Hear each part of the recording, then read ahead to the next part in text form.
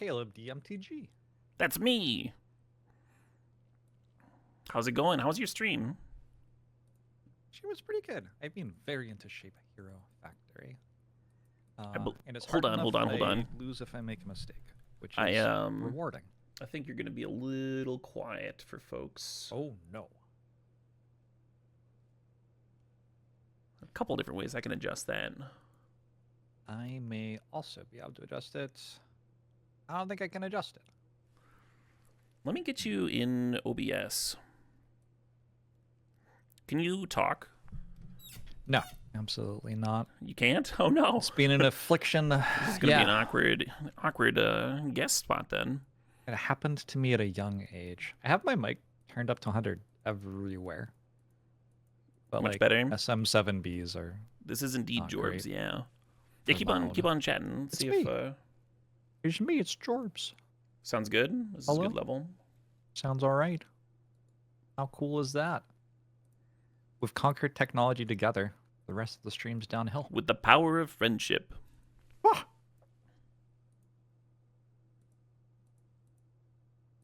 What's your favorite shape, Caleb? My favorite shape overall? Yeah. Huh. Well, I guess I gotta go with, Something's drawing me to say cube. I just don't know what.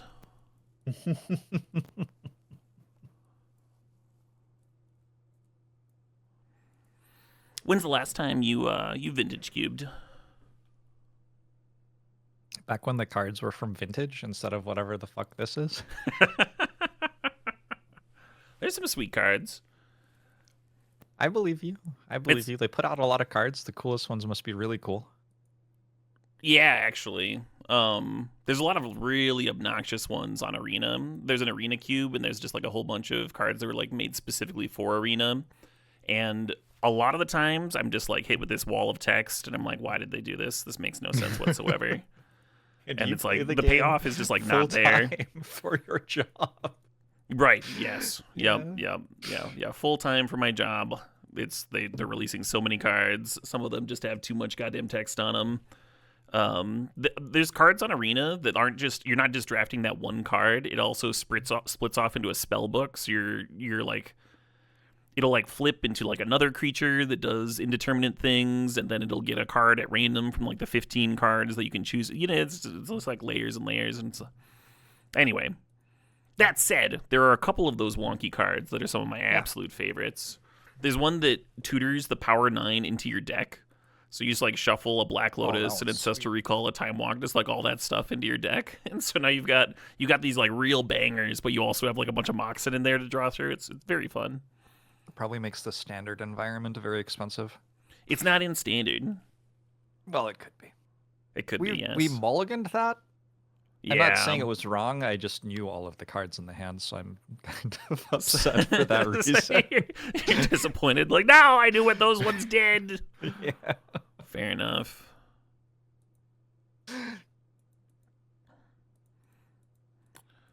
Oh, should I be share? I should share a screen with you, and you can watch in real time. That makes way more sense. Oh yeah, I'm a little bit behind. I guess I have your stream up. That makes way more sense. I saw that we were fighting against small creatures with attack power. Yep. And we did just beat that matchup, but it was close. Oh, okay. And now we just dropped a first round here, so we're certainly not favored, but that's all right. In a trophy race, I assume it's 3-0 or nothing. 3-0 or nothing. Yeah, I've already dropped a couple of drafts today because we lost the first round. I was like, okay, well, this draft's no good. Throw it away. Give me a new draft, a better draft.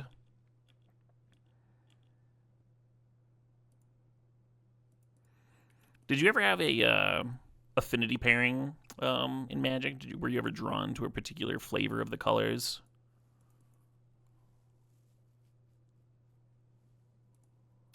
I think I had decks I got very into, but they weren't necessarily based on the colors. It was very much like, oh, this deck lines up with this format in a really cool way, and so I like it a lot. played a lot of blue-green combo, played a lot of aggro red, played a lot of 5-color Dirtle. Sure, yeah. But it was always kind of like, this feels like a space to do something that interacts interestingly with the other decks in the format. Black-white mid-range, like, yeah, the colors meta considerations, yeah, less relevant than I which need cards to were available to do weird stuff. I need a Vampiric Tutor now. There's a line of text on Voice of Victory that says your opponent can't cast spells during your turn. So I should probably play this this instant card on my turn. Do we have, like, Put Gristle brand in play, the card? Did they print that yet? That card has existed for a long time. It's Show and Tell, and it is a blue card. Oh. We do have reanimation effects. Through the Breach. Unplayable. Through the Breach is in here. It does cost 5 mana. Yeah, you're right. Yeah. We could tutor for a loot effect, just to get something rolling. I'm into that, Caleb. I'll approve. Just run by me with all of your plays, and I'll let you know if they're okay. Okay. We could also just reanimate a Troll or a Grief, but that doesn't seem very good. The cool thing about reanimating Grief is then you can hit the Witch Enchanter out of their hand. Yeah, I bet that's important. I don't like witches or enchanters. Anti-witches and anti-enchanters. I'm taking a stand. All witches? There's no witch from throughout, like, lore or something that you were a fan of? Genuinely, I didn't like the witches storyline from Discworld very much. And that's probably the best you can get is Discworld, I imagine. Fair enough. I'm thinking about just grabbing Liliana. Actually, do I have 2 red? I have 2 red. Let's grab Seasoned Pyromancer. Perfect. I kind of dug the witch in Sword in the Stone. Like the Disney The movie? Disney one, yeah. I vaguely remember that. That is a 1963 film, Caleb. They have a wizard's duel. They have a wizard's duel in that movie. It was like one of my favorites when I was a child. I have definitely seen it at least once. We had the VHS.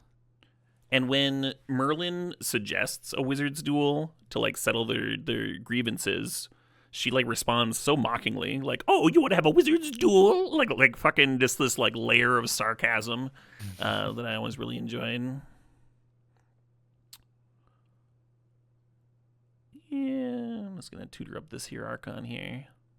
I don't see any other graveyard value thingies. Did you have a favorite childhood film? I did the watch a Disney movie for a month and then move on. Oh, sure. So many of us did. A lot of The Lion King. A lot of Pocahontas. I really liked Charlotte's Web, but I didn't like the end. So I watched the first hour. Oh, okay, yeah. Over and over again. My parents put up with a lot, Caleb, but that's what parents do. Someone's gotta.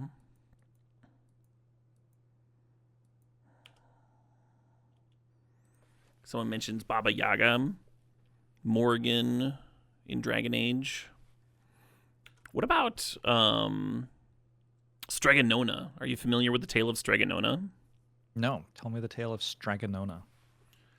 So there's this witch in the town, right? And the main power that we see her use her magic for is making pasta. She's got this magic pot that just like makes dope amounts of pasta, and she has an apprentice who kind of sucks, and he's always like jealously looking at the cauldron with the pasta and stuff. And she leaves, and she's like, "Okay, you can look after the place, but for the love of God, don't do anything with my magic pot of pasta here." And he's like, "No problem." Obviously, how did he gets into it? Pasta? He's like, "I can do it. I can use this magic cauldron." I'm going based on my memory as like a small child here, so I might be super off, but this is what I remember. Anyway, and so he can't turn the cauldron off, and it's just like spraying spaghetti all over the town, and the town is just like spaghetti flooded. And then she finally shows back up, and she turns off the spaghetti fountain, And he's like, I'm sorry. And she's like, well, the punishment's got to fit the crime. And she hands him a fork, and it makes him eat it all. And when I was hearing this story as a kid, I was all jealous. I was like, I could eat all that fucking pasta then. I'm still like that. You've grown out of that phase? Yeah. Well, an entire town, that's a lot. Like physically, it might take me a bit. Yeah, it would take me a while. And it's all cooked too. I do like the we just always have food magic that you get in the stories. Right. Annapurna has an ever-flowing bowl of rice. I learned that the other day. Ah. And also makes a lot of great video games. Oh no. That creature seems bad. It does. Oh, yeah. but we have this thing. This Liliana. It's not going to help us. The opponent in the game. The opponent put a magic otter to their hand. They just get a magic otter. Otter. It also has flash. This is unreal. That's the ability. They just like have it at the start of every game, and it has Good flash, grief. so they can flash it in and eat it. Eat the. Is that Liliana because you were edict. just beating everyone in Magic until they like gave them extra stuff? Yep. Yeah, all of the companions got nerfed. Wizards has like never just straight up like nerfed one of their cards in paper before. Really? I mean, I guess that's not true. They've made nerfs to stuff like Flash and stuff over the years, but they've done their darndest to go back and like remove all the power level nerfs, and if they have to ban stuff, they have to ban stuff, and like have the cards like function as printed. They've aimed for that consistency, but they did change companion. They did just like straight up tack 3 more mana onto every single companion because they were so busted. Fair. Anyway, we're still going to Liliana Edict, but it's just going to eat the Lutri, and then they'll clear us down to 5, or maybe they'll send a ping at the Liliana, and then it'll give me a chance to possibly give me a turn to rip some other answer. Maybe they don't realize they can play it. Oh, they do, yeah. This is a heads-up opponent. This is a finals, Jorbs. You came in here on the finals. The last time I played the finals of a Magic tournament, I didn't know what my cards did. Was that You the one were that we there. teamed for? Yeah, you were there. For those of you that did not watch this event, it was, for one, a blast. But basically, Wizards wanted to do a tournament for Magic streamers and a combination like teaming up with non-Magic streamers. So they had like some people that they had hand selected, and then if you had somebody in mind from outside the community, you could message them and they could okay it. And I was like, oh, Jorbs. And I like immediately went on social media into his DMs like, Jorbs, like in all caps. You got to team with me for this. It's going to be so much fun.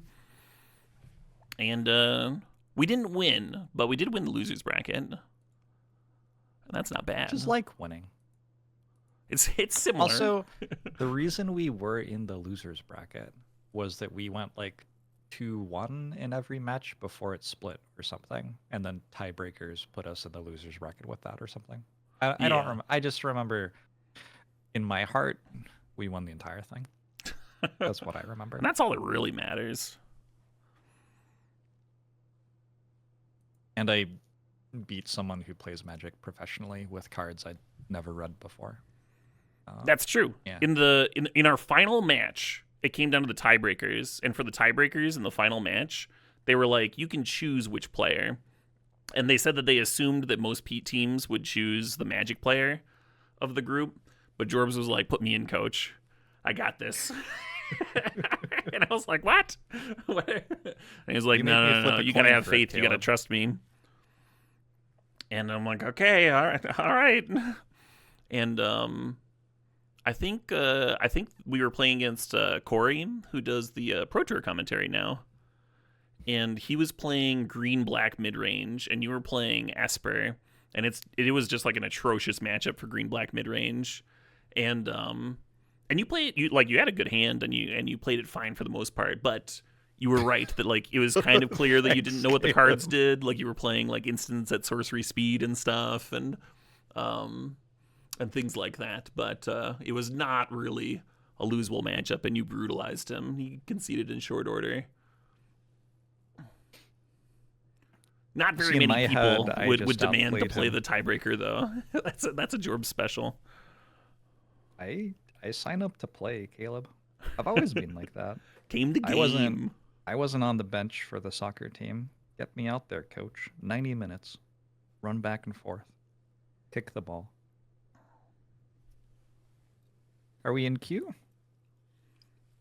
We are indeed. Oh, interesting. So on your stream, I can see that we're waiting, but on the Discord share, it just looks like the game has crashed or something. Oh, I probably shared the wrong screen. I'm sure it will. No. I think No, it will work once you're in the draft. this. It's because it's a pop-up window, I think. They'll fix it. Okay, cool. Somebody asked what my favorite 4-drop is, and I don't know. It's not just somebody. Specifically, the user connoisseur of 4-drops asked you what your favorite 4-drop was. This was not a random question. The hyper-specific question makes more sense hyper-specific question from a hyper-specific individual. The one I have the most history with would be Ghost Council of Orsova. Oh, the 1-mana saga creature, drain for 1? Yeah. Black, white. I spent a long time building and fine-tuning a deck that top-8'd a PT. Playing that one. Oh, very fun. Yeah. I liked how it turned on the black-white god almost immediately. That wasn't printed yet, I don't think. Sure. I can't see anything now, by the way. You can't see you anything? Did not fix it. Well, I can see your little face thing, which is great. Can you actually make your hair do the horns thing? Yeah, but it takes a lot of effort. That's not something I manage unless I'm threatened, basically. And so in the Discord, the stream that I'm showing you, I'm showing the whole page. Yeah, just go back to whatever you're showing before, because I'm seeing nothing. Okay, I'll try it again. Nothing.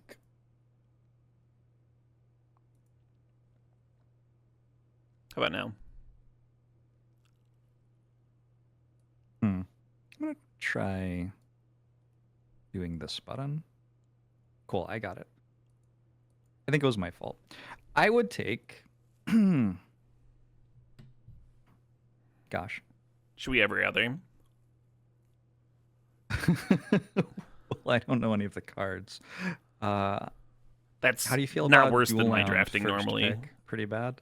What? Path of Exile seems fine. Woodful of Premise. You're going to take the bot pick, the auto-select? Yeah, because it's highlighted, Caleb. We could take Liliana. That's a Planeswalker. I don't know what half of the cards do, and probably the ones I don't know are the strongest ones. Yeah. Any of them? All right. Well, you said Path, and Path is auto-selected. All right. So we'll jam that. And now Emrakul. What? No. This is my. You had your turn. This is my turn now. Now I get to pick a card. Okay. Well, I'm drafting white. I'm excited to see what your deck is. I think in the interests of trying to win matches of Magic for charity, I will also attempt to draft white. And I think we might line up there. Both these cards are fine. We got like a 3-mana removal spell or a 2-mana Hate Bear. That's pretty solid. We just lost to this card in the finals, right? So it's got to be good. I have never seen that card lose a game in my life. Sword of the Meek, Seachrome Coast, or the Wandering Emperor. So I don't know what that does and can't, it doesn't have all of the text on screen. Do you want me to read it off? So it's a 4-mana Planeswalker with Flash. And then the turn that it comes into play, you can activate it. So if you flash it in on the opponent's turn, you can use it. +1, put a 1/1 counter on a creature against first strike. So it's also a combat trick. Right, exactly. -1, get a 2/2, or -2, exile a tapped creature, you gain 2 life. I don't know if it's too expensive, but it doesn't seem like our draft the white cards exclusively strategy has any other options anyway. You could go Chain Lightning. We could go red and white. Good. Sure, we can take Emperor. I do think that if you just want to win lots of queue drafts, like picking one color and drafting the ones that don't cost very much probably does that better than the other things. Yeah, I highly recommend that strategy, actually. I wrote in an article on like how to get into like drafting and cube drafting specifically if you're not that familiar with the cube, and that was a lot of the advice. I was like, pick an archetype that you're familiar with, even if you don't know all the cards. Like if you enjoy playing aggro or whatever, and then try and follow your colors, and you'll end up with something playable. They don't really put bad cards into cubes, so you might not have the best deck at the table, but your first draft, that's not really what you're going for. Well, we're going to have the best deck at the table, Caleb. Are we? Don't worry about that. Yeah. Because I just remembered there's like hate bears, and then there's also like the blue splash for bounce tempo kinds of things probably. So I think this deck's going to brutalize them. Yeah. I don't know what cards are in the cube, but I just have a feeling. There's going to be like a 3-drop in blue that bounces all their stuff. Vibes are an excellent way to draft. Big fan of the vibes-based drafting. We got another Planeswalker? We do have another Planeswalker. Tokens, destroy target creature, something. Put a +1 counter on somebody. This thing overloads to be a Wrath of God. This one is like a very expensive Oblivion Ring. Like you kind of need to be 5 color for the Leyline Binding to be effective. Right. This Elspeth is actually very good, actually. I've been really impressed with it. It's hard for a 5-mana Planeswalker to be impressive, but the 0 ability that puts a 1/1 counter on each creature you control and jumps them all kind of deads people very often. Oh yeah, let's do that one. All right. Elspeth also has this passive that if one or more tokens would be created under your control, you get twice that many tokens. And that's a kind of a useful passive with both of these white cards because they both spit out tokens. I do know what that other Elspeth does. Oh, yeah? I think. Well, let's go with the Boomer card. Let's take the classic. The Boomer card? The Boomer card. That's like the newest card in Magic that I know. Oh, man. I hope you pick the right card here. Well, if it's the 1-drop, I don't know what it does, so you're going to have to mouse over it. All right, it's a 1-mana 1/1. First strike, lifelink, ascend. Ascend just means if you have 10 permanents in play, then it ascends and the ascend bonus happens. Of course it does. Yeah, of course that's what it means. The ascend bonus. Yeah. At the beginning of your end step, they're you trying life to play this us turn. for fools. Create a 1/1 cat creature token. So if you play your 1-drop on 1 and then attack and hit them. Look, this has 3 plies of information I don't know. Take Lingering Souls. Like. Oh my god, no. No, that's wrong. Okay, take the cat. Good grief. This card.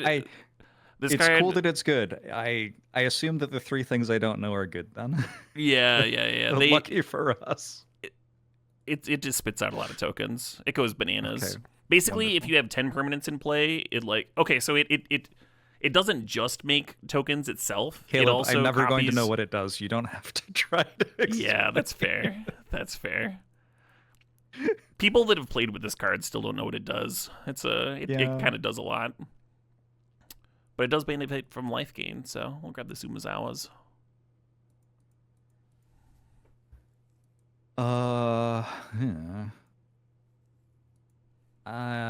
Unless you have a strong opinion about splashing, I guess we take a 2-drop.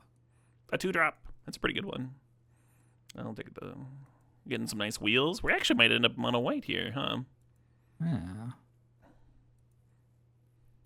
We're going to sideboard draft Haywire Might. Love it. Yeah, you could grab Savannah for the sideboard splash. I'll take Flicker Wisp. Sometimes that card's good.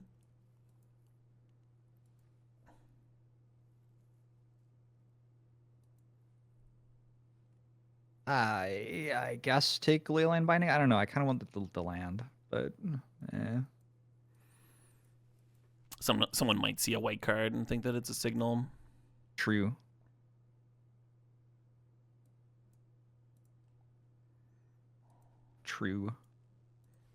I don't even remember the name of the card, but there was a 6-mana red equipment with flash that gave creature like double strike and auto equip when you played it and stuff. Do you remember that card? Never actually cost 6 because it would get discounted for attacking creatures or something. It's your first pick, I think. It's my first pick. I'm going to grab that at Johnny. Right. Card's messed up. Embercleave. I didn't know what Embercleave did until the 4th time it was played against me, because the first 3 times I died before I finished reading it. Yeah, it's pretty fucked up. Yeah. So Ajani's a 2-mana 1/2. When it comes to play, you make a cat. Whenever one or more other cats you control die, you flip Ajani into a Planeswalker.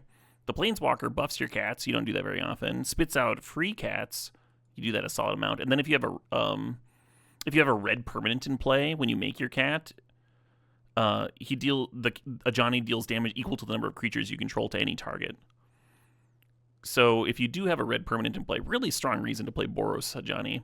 If you do have a red permanent in play, he'll just start fireballing everybody for like the number of creatures you have, and you have all these tokens and such. So kind of goes crazy. These cards seem very good. Yeah. Are you familiar with Modern Horizons?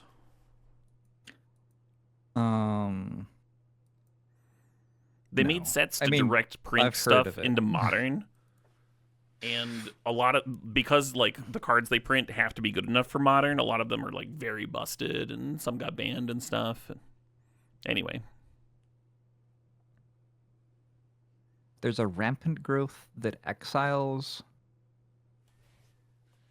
It ramps the opponent. It's like Path to Exile, their 2 mana. Oh, okay. And then you can overload it, so 6 mana makes it like a rampant growth, but it's like a Wrath of God. So if they have 3 creatures, they all get exiled. They get 3 lands.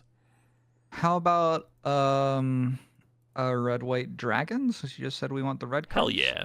Love me an Athari. The bird is the word, as it were. And since we're looking at a red splash, I'll just grab a fetch here, and maybe we'll wheel that Sacred Foundry from earlier. I think we passed on Plateau in pack 1, so there's a chance somebody else is Burrowsing, and we won't get any of that, but that's all right. There's not much here that I want anyway.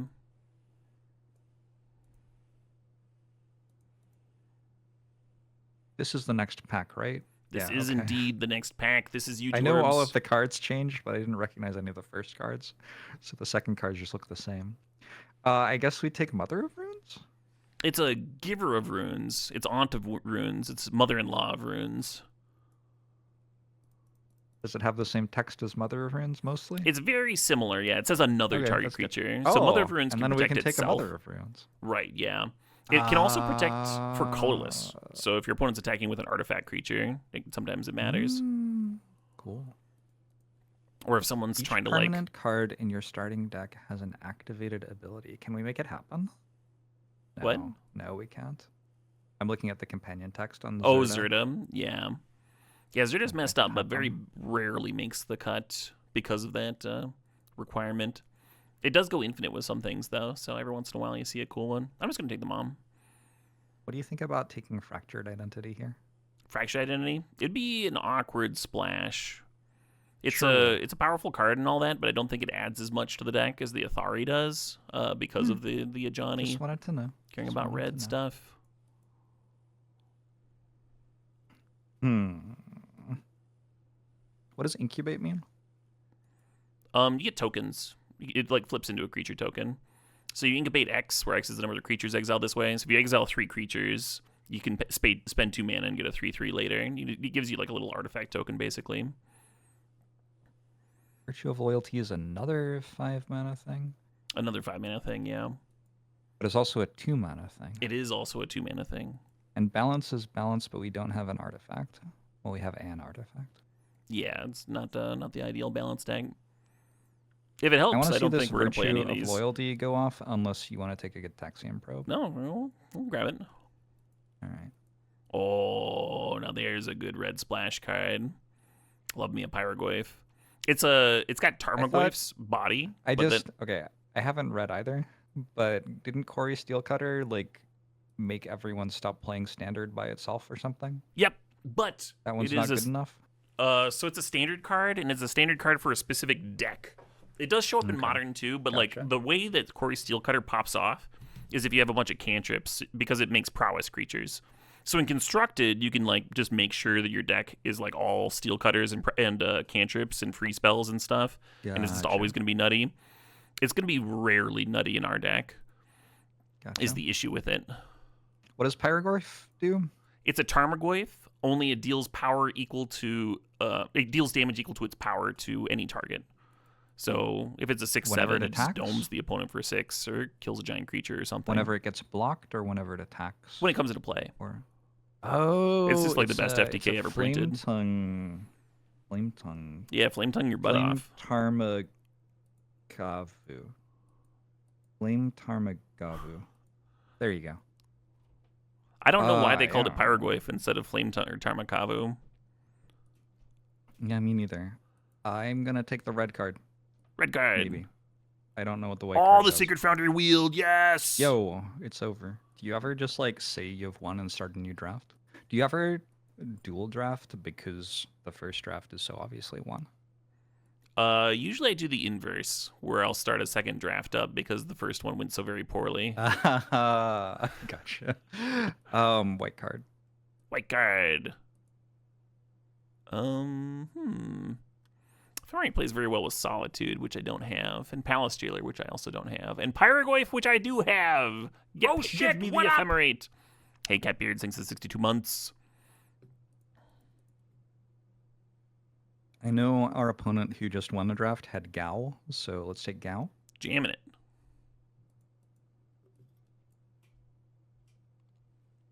Let's take Sunfall.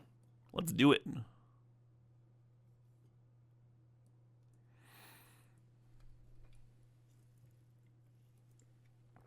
This Going is not into a bad pack start. 3 here, you feel okay about it? All right. Feeling pretty good. This one's my first pick. This one is indeed your first pick.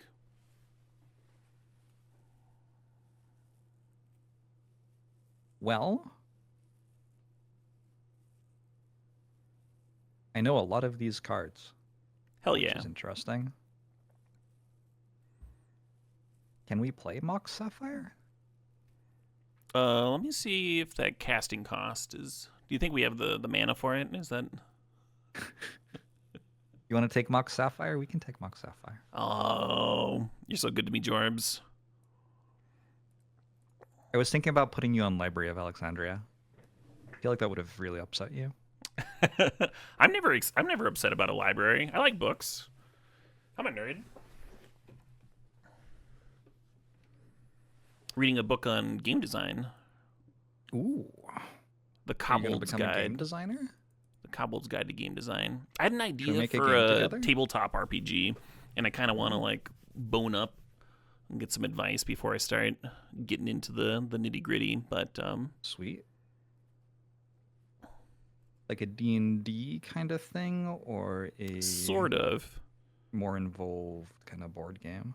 It would be closer to D&D. Okay. The idea is, have you ever played that physics emulator where you're just making like a siege engine, and then you're given like a map and then like a very simple objective, and you run your siege engine into it? No. Okay. Besieged. Yeah, that's the game.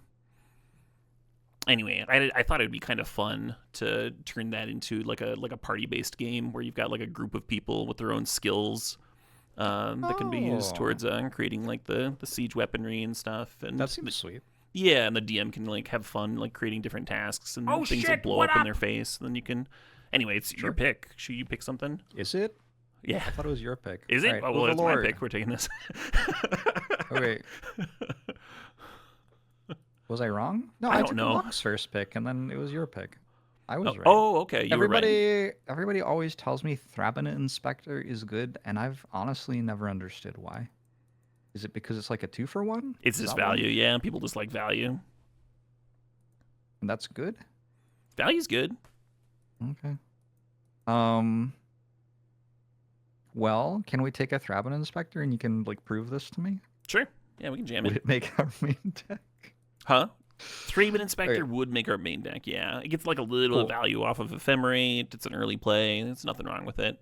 Sometimes Ocelot Pride can copy the clue token. You get even more value. Flickerwisp can blink it if you just want to draw a card.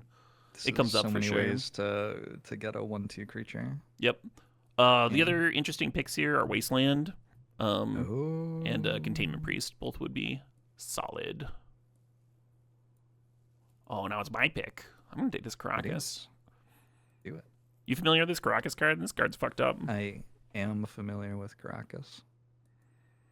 Yeah, we have a few ways to get value out of it with our own deck. Just like bounce your Johnny, replay it, get another 2/1, that sort of thing. And then as Magic design has gone more and more towards EDH, Commander? Elder Dragon, yeah, Commander, they've printed more and more like high power legends, and so like a large chunk of this cube is just legendary creatures. Mm-hmm. And so Caracas just bricks a lot of openers. It's like really fucked up, actually. I'm pretty sure I've played that in constructed in a deck that didn't have white cards. I'm like, oh yeah, fairly confident that that's happened in my life. For sure. Yeah, some legacy deck.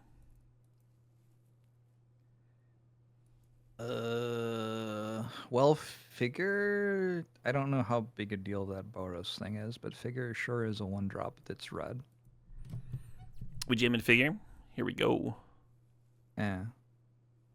Sure. I don't know what all the other cards do, but this one's good. Classic. Throw this puppy in the sideboard.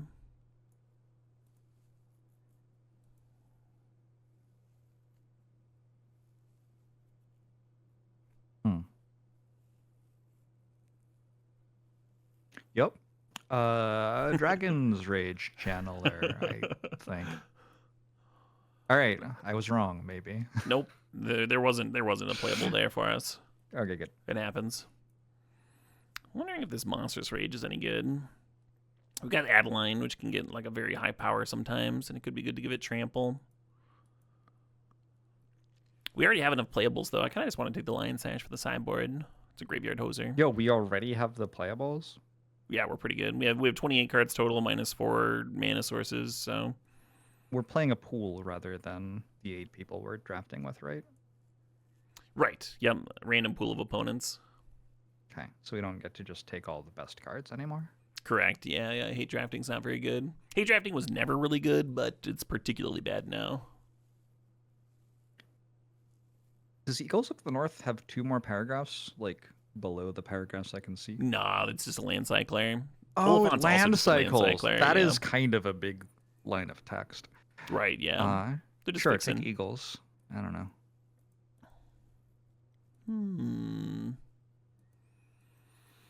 So Overlord, you can just like, it basically like suspends, but you suspend it in play and it does something, and then like ticks down and eventually comes down. So like, it could be good with our Flicker Wisp. Like you impend it and then Flicker Wisp blink it and you just have it in play doing good things. So when you suspend it, it makes the 2/2/1s. But Skyclave, yeah. Skyclave's also a good thing to blink. Hit me with a Galvanic Blast.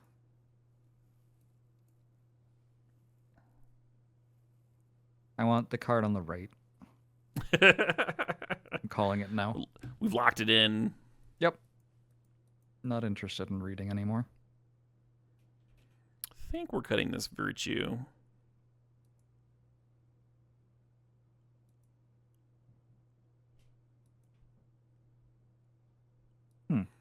I'd like the Eagles a little bit better if we had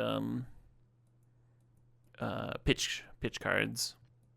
Like Chrome Mox or something to throw it under. Sure.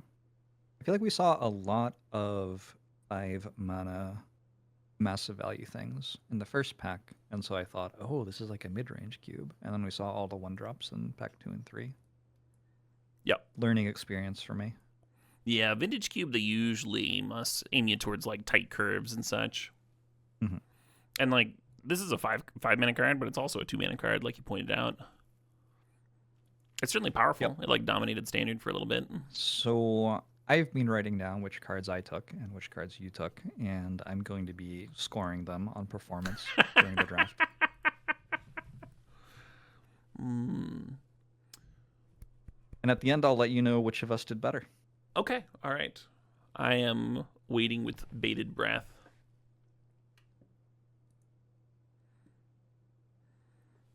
I would like to give a shout out to Snap89 for donating $30 to Breakthrough Type 1 Diabetes. You fucking tell me about our charity that we are raising money for. Breakthrough Type 1 Diabetes is the premier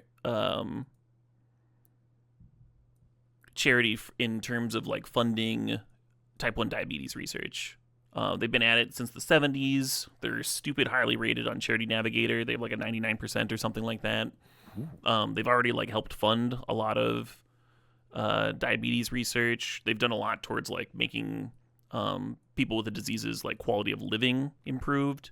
A lot of the research that they've funded has helped out research in other autoimmune disorders. It's just like a really good charity. I wouldn't have been aware of its existence except for Brian David Marshall is a huge member of the Magic community. He's known as like the Pro Tour historian. There were so many years where like he was doing interviews. One of the Pro Tours I was on, he interviewed me as I was playing some stupid deck that he got a chuckle out of. I don't think I knew that you'd been on the Pro Tour. Is that insulting? No, that's fine. I think we're just old.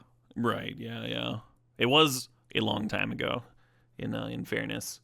Anyway, every year he puts this together, this little charity race. He lost his brother to type 1 diabetes because of this charity's advancements. He didn't die, like he was like 10 years younger than his brother. So this charity may have literally saved his life. And so he like, clearly feels strongly about it. And, you know, there's plenty of other folks in the Magic community with diabetes. Some of them are streaming in this event. It just seems like, yeah, good vibes, good cause. Sure. Easy to sign on to. I kind of want to cut one card.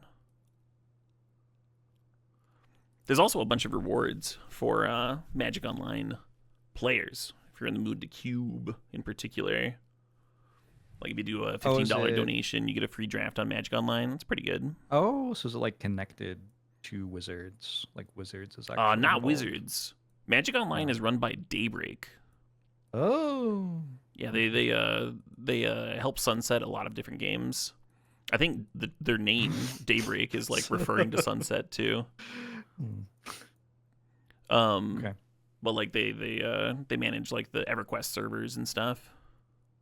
Can I give you some deep analysis on our deck list here, Caleb?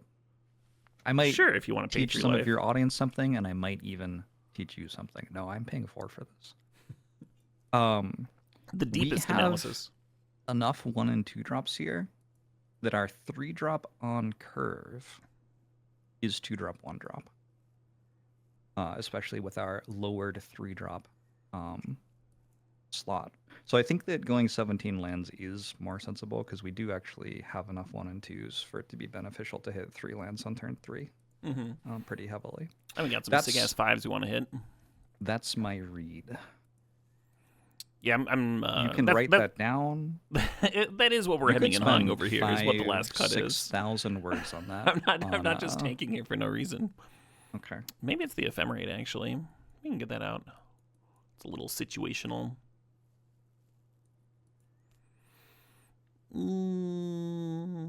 This mana suggestion is dog shit. Writhe says, I have never thought about it like that before. Writhe, neither has anyone else.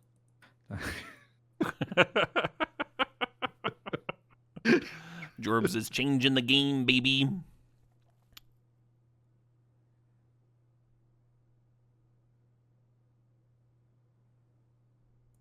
I'm not sure I like our mana base. That's another reason to have It's 17, I guess, is like slightly less likely to get color screwed. 8 red feels like too much, and 7 red feels like too little. I think we want 7 red, actually. Yeah, it's only like 5 cards. Let's be alright.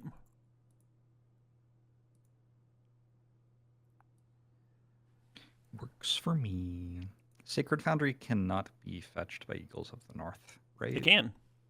It can, okay. Sacred Foundry is a Plains Mountain. Yep. Cool.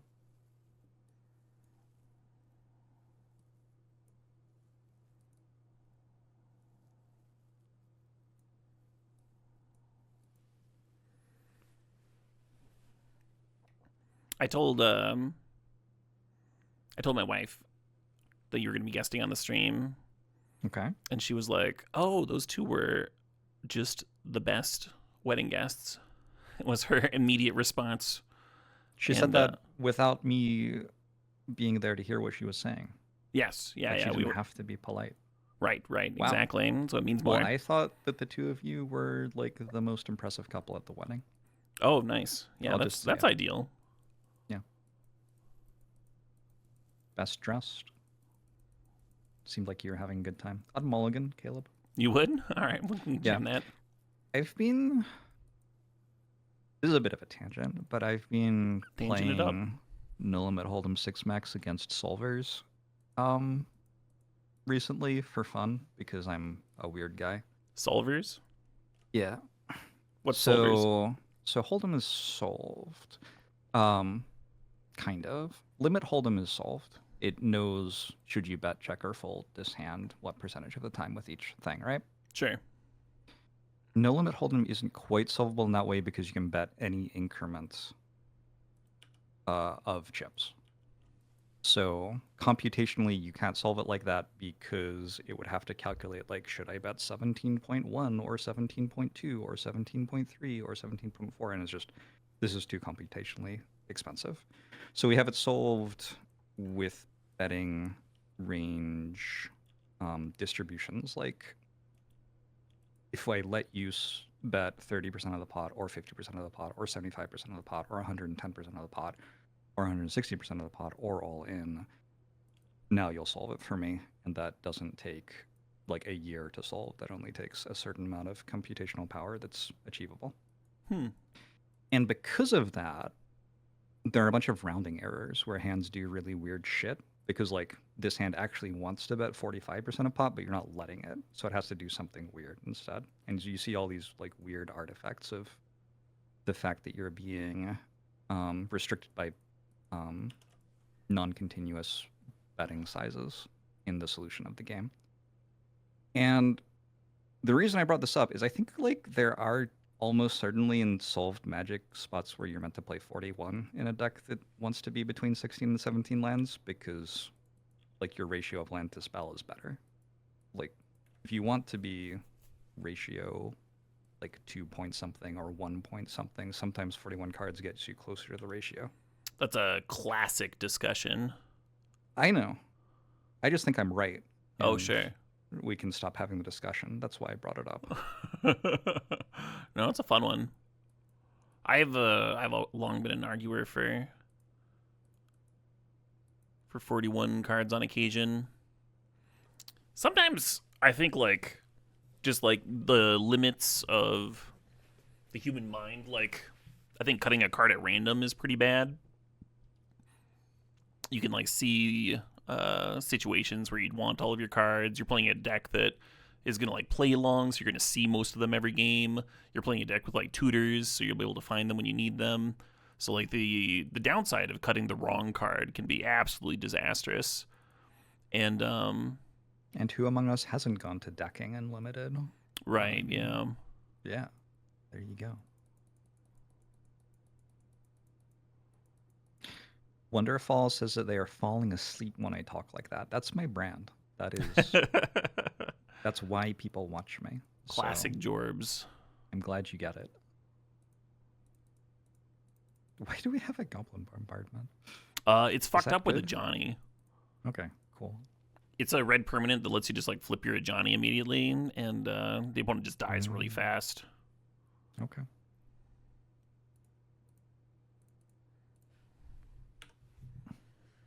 I guess it was already +1 damage. It's not so bad. Do you know any Adelines in real life? I do not. I've known a Jace. I've known a Liliana. I have also known a Jace, and he didn't turn out great. So I don't know if that's... Oh, wow, it's the mirror. Sorry, I'll shut up. Caleb needs to focus. I feel like we have your cards in play right now and we're losing. I don't know what that means. Well, thanks for sharing your feelings.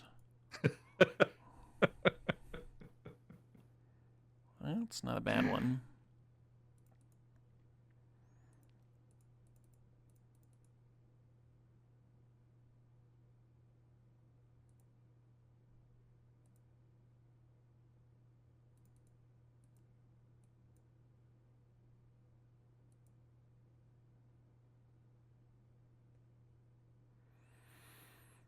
kind of want to let it take the damage, then sack a token to kill it, but then they'll sack it and clear my other token. Maybe I should just ping them for 1 again, huh?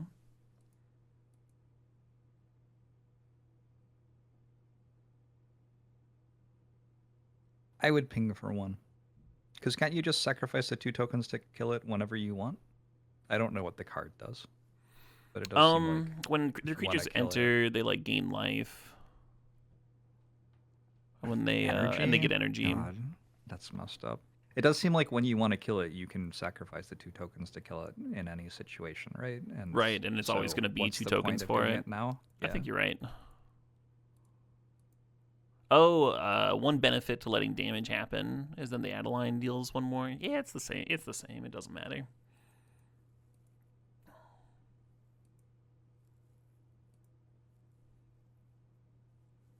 Yeah, pinging versus not pinging. Ooh.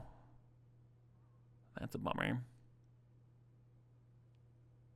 Because it's a disenchant on a stick. I guess I let them do it.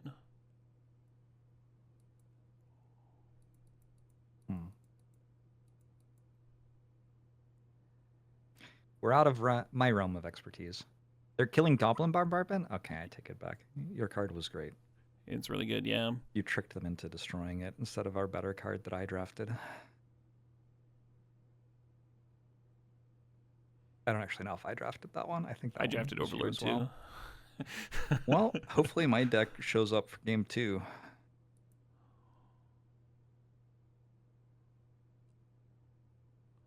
Just tanking on whether I want to trade these insects for the guide. I think I don't. They're not really going to do much, though, but they are like pumping up the Adeline, which could matter. Yeah. All right. The score right now, my cards are cowards. Figure of Destiny showed up and did its job. But the rest of my cards, big fat zeros. You don't get credit for not showing up in a game of Magic the Gathering.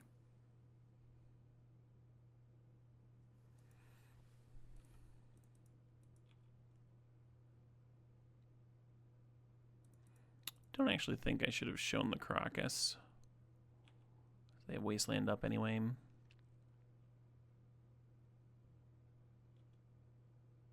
It's okay, Caleb. We all make mistakes. Yeah, we do. Oh, this game is going bombardment downhill. This seems like the exact situation where the card you cut that I drafted would have been good. The like 2-drop knight into 5-drop all your creatures. Nah, Commando would just pop it. Well, admittedly, when I was saying that I hadn't read all of their cards or anything. But if the situation were different. If the situation were different, it'd be a very good card, and that's hard to argue with. Uh-huh.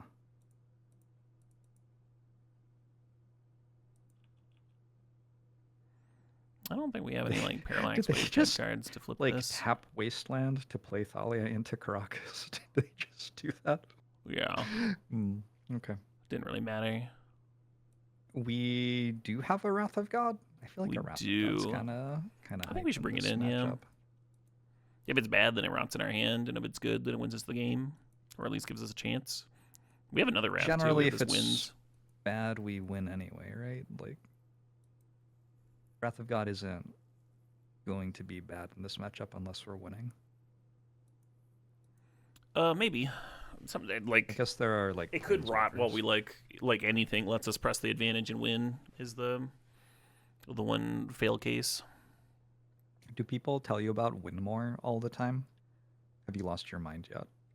That is a very common phrase that people become attached to. It doesn't really exist in Vintage Cube because there's so many broken starts that the term win more is like kind of nonsensical because like no matter how good your start can be, like somebody else's can be better. You know, like sometimes you attack somebody with an Emrakul and a Grizzlebrand and they've got the stuff that stops you and they get to win. And I want to cut the figure, I think, for the Sunfall. Try this puppy out.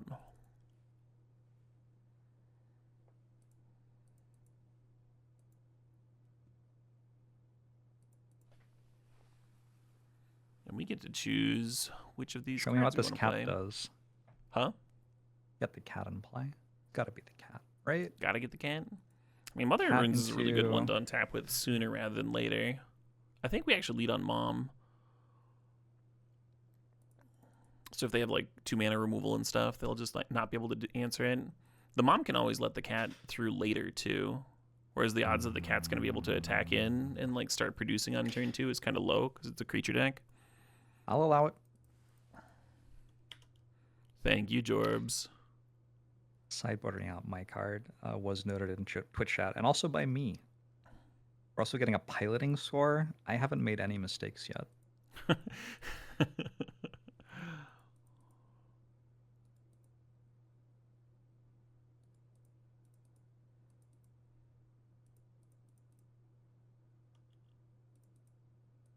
Yeah, this is over.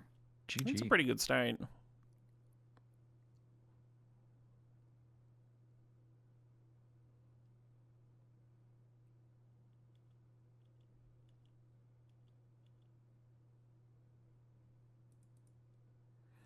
Just gonna Flicker Wisp out the critter. That way I can leave Mom up. They are off it. Whew, that cat that I picked. Whew. 9 out of 10 that game. I don't know. They scooped the Flicker Wisp. Do you notice that? I cast the Flicker Wisp that I drafted, and they packed up their cards immediately. That was interesting timing.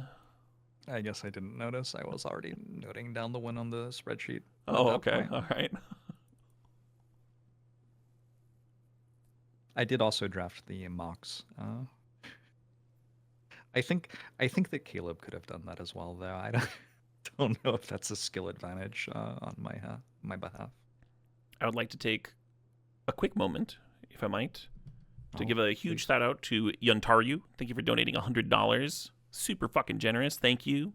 Anonymous, if that is your real name, sent a comment of a smiley face and a $50 donation. Hell yeah. And then Tim's a turd with a $200 fucking donation. It says that. It says the fucking in the Tiltify. That is wild. Donation, right? Crazy. That high. That's a crazy donation. Thank you, folks. I am gonna send this hand back. Do you know why? Because it's like primarily cards you drafted. Yeah, it's just not very good. There you go. All right, keep them. We got triple Jorbs cards, so Jorbs is on board.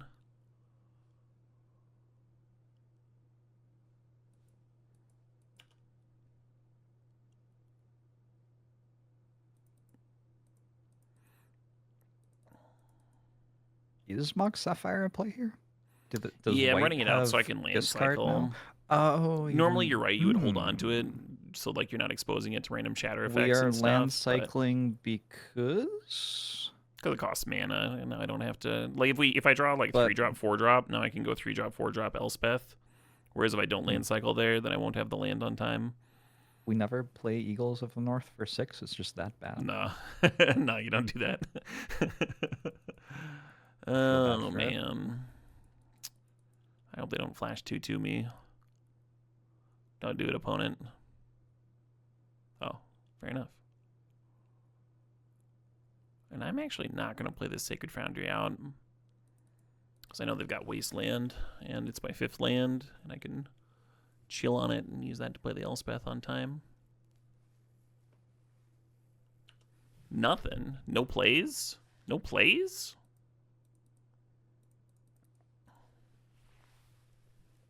Red-white isn't known for like having a lot of plays in the early turns of the mirror. Takan has a very important question. Are the basic lands Jorbs or Caleb cards? Those are Caleb cards. I chose the art for the basics. Yeah, that's why the art's so bad. You don't like the Saga basics? No, I was all about the unglued full arts. Those are pretty good. For their time. Wow. Sorry, something in my throat there. Oh, you better not mana tithe me. Don't do it. I'm playing for charity. No. Good lord. Uh. How many people do you think died because of that? Like over the next 20 years. Of type 1 diabetes specifically? Yeah, yeah. Oh, man. Too many. And they're the king? God. And we don't have our 6-drop, which we could have played on curve. Oh, Caleb. It's all gone wrong.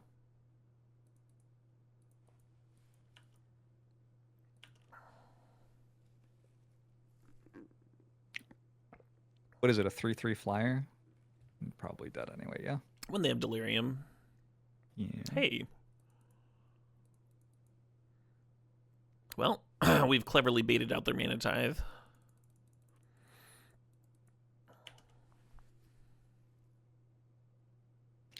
Does it make more when it attacks? Yeah. Yeah. Ooh. Oh. That's one of those 7-drops. All right. Yeah, so they're going to kill there. And then if I was them, I would chump with the Dragon's Rage Channeler. Oh. GT off the top. Why not? Do you think I could commentate Magic tournaments? Oh, yeah. Like that was just a sampler. Okay.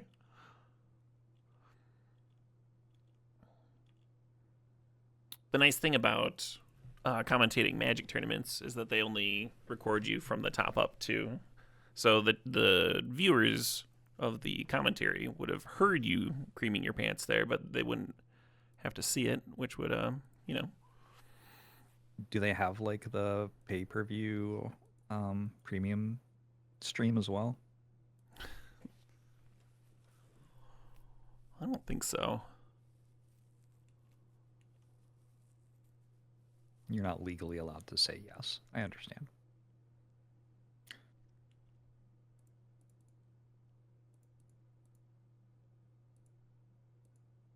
I know more about Champions of Kamigawa block constructed than most human beings. And I gotta say, we are in a commanding position right now. I played a GP in that format. I played a terrible deck. I played a Boros aggro deck with quad Umezawas and like 3 main deck Manriki Gusaris. Yep, that was the format. That sounds right. That was the format up to that GP. At the GP, the decks that did well were like the 5-color control decks that just played a bunch of Kodama's Reaches and Gifts and Given Piles and stuff. Just didn't care about Umezawas at all. I was just behind. So the downside of letting the DRC hit us is they get the Monarch and they get to draw a card. Not ideal. The downside of killing it before damage is it gets a card in their graveyard, so they can get Flage back, and that could potentially be bad for me. They already have 7 cards, and this is their situation. I don't feel like giving them another can possibly be bad. Okay. Well, let's give them a card then. I guess one downside of giving them the Monarchy here is they could play a Sweeper. Like, they could play their own Wrath, and then they would have the Monarchy. You know, Caleb, that sounds really bad. Maybe we shouldn't have let them hit us. But now there's some tension in the game. I mean, there's some tension if you like give them the 5th card for Flage, and they just get that back here too. I wonder if they're regretting not.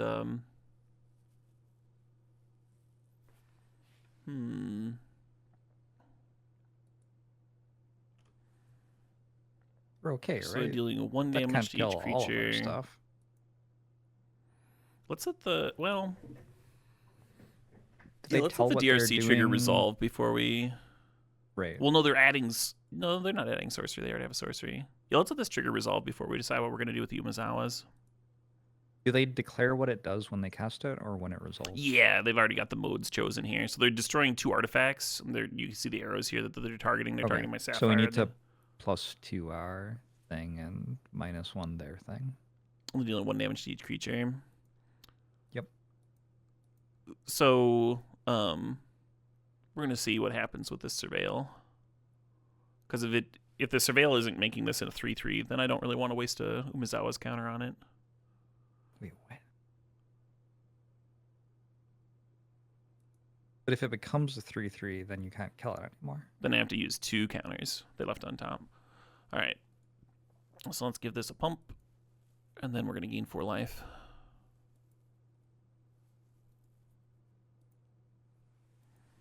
And then that's all fine. They get to draw a card. Oh, because they were dealing 1 damage to it. Yep. I get it now. Yep. Okay. Slow processing. This Grave Titan that's white and flies, and its things fly, and it's also an enchantment. Seems quite good. It's really good, yeah. There's a... yeah, just seeing... Oh, they do have the sweeper. How about that? Well, Bombardment gets to cash in for some damage. The issue here is they've got that Flage in their graveyard, and when it comes back into play, they get to Lightning Helix, and this Arena of Glory is going to give it haste, and when it attacks, it gets to Lightning Helix. So we're in a spot where we need to drum up 2 more damage, a lickety split, which we could do. Yeah, I believe in us. We could draw like We've got Johnny. That'd be sick. To just straight up killing immediately. Yeah. And a lot of Planeswalkers. Well, okay. Well, I guess we run this out and cry a little bit. Draw a card. Oh, another mountain. Okay. If we had 1 more playable in our 41 card deck, this never would have happened. Fuck.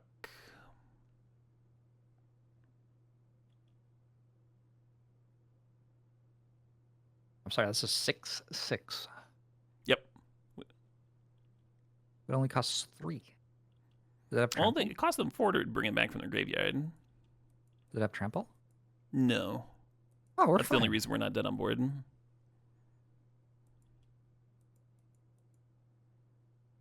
Nope, we are dead on board. All right, GG. Dead on board? That's bad. It's not ideal. God damn, this game was close.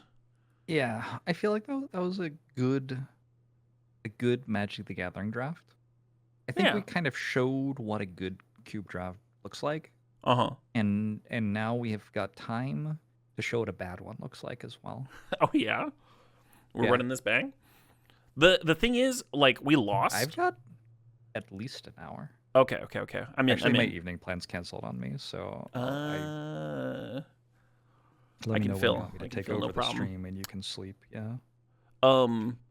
So we did lose. We did lose here in the semifinals, but we lost to the mirror match. We basically lost to ourselves. This is the quarterfinals. From a certain point of view, we are undefeated.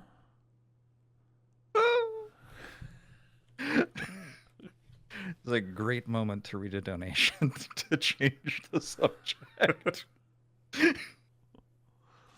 Hey, Zach, 8787, thank you for donating $250. Holy shit. That's a hell of a donation to Breakthrough Type 1 Diabetes. The real winners, the charity.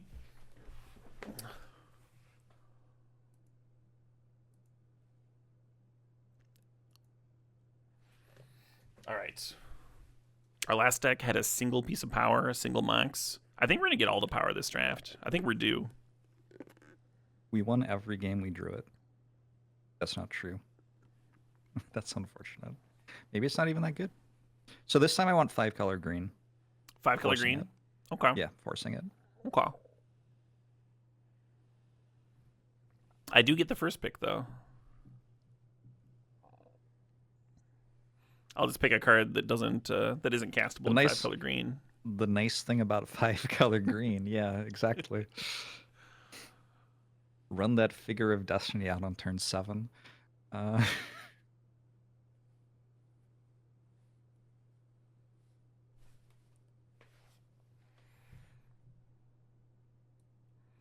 So the best card in the pack is Philia. I'm not really high on just drafting the same deck over and over again. I'm going to take... Emrakul, the Eon's Torn. That's exactly what I'm going to do. The biggest card in the pack. They added a channel back to the cube, so it's a little bit zestier.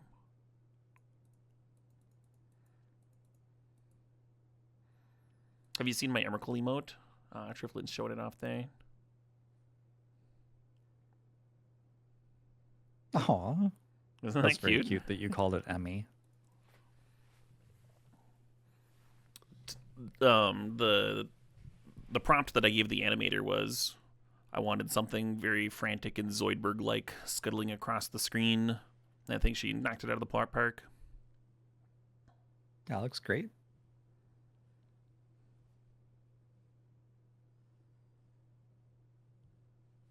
Someone explain Fable to Jorg. I think I didn't take Fable of the Mirror Breaker. Oh, yeah. And they're still upset about it. I think I know vaguely what the card does, and also I've played Kiki Jiki before. It's just Kiki Jiki plus everything else, right? Yeah, it's his volume. Is Uro still good? It used to be playable.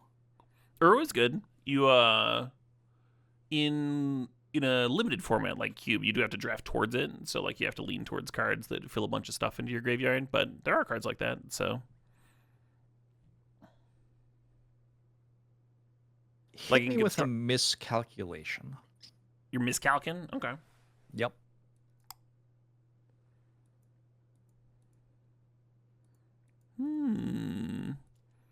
There's a bunch of cards here that I've really liked.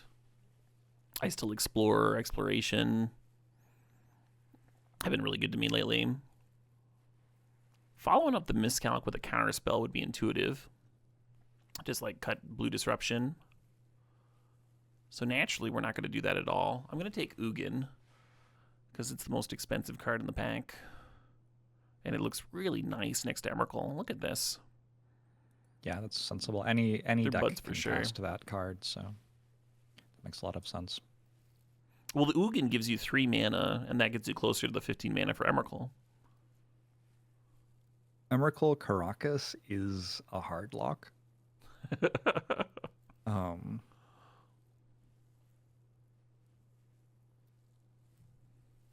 I think the nice thing about playing every color is you don't need to worry as much about playables, so we can just take the lands. So I'm going to go Caracas here. Caracas it is. If Caracas is ever wrong, it's never like that wrong. Exactly. Well, Noble Hierarch taps for mana. Emrakul costs mana. I might just grab a Fetcheroo.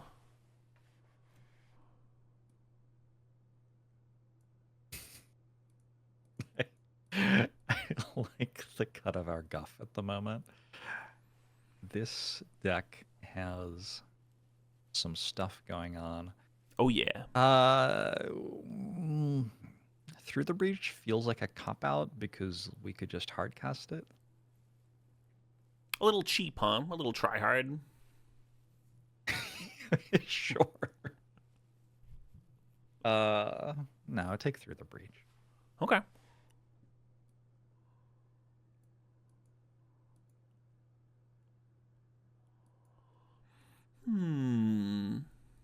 Oh, keep on grabbing fetchers.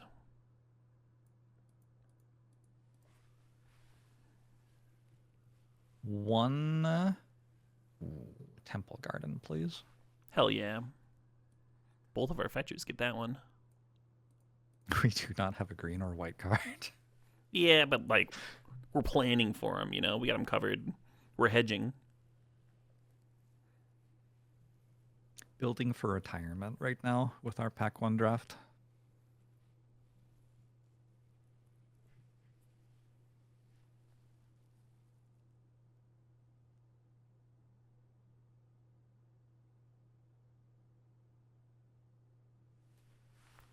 Have you ever played a cube or lands was the like dominant theme? Yeah. You go to CubeCon, yeah? They must have all sorts of stuff there. Uh-huh. I once drafted a Desert Cube. Desert Cube means that you just, like, all of the lands they're going to use in your deck are also in the draft. Like, you have to draft the lands that you're going to be playing with and stuff. Ooh, that's so those, very fun. Those tend to have, like, land synergies and land focuses in them. Not always, but a lot of the times they do. And I once drafted a Desert Cube that was land destruction focused. So Is that still 45 cards? Huh? Is that still 45 cards drafted? It depends. They all kind of have their own rule sets. Oh, this is me, isn't it? Well, we actually have a blue and a red card, yes. So I guess I'll grab this volcanic island. That is so sensible. Should we play Desert Cube right now? Or we draft all 17. I mean, we could stip it, right? We could self-stip, sure. What do you like? I like just reading the cards. Is Lutri playable? I can't read all of it. Yeah, I mean, it's just a free otter. Okay, or we could go Sunfall. Lutri works for me. Lutri copies a spell that you have on the stack, so it's particularly good if we get like a time walk later. like a spell. Yeah, yeah. I gotcha. We can add those later. Good thinking.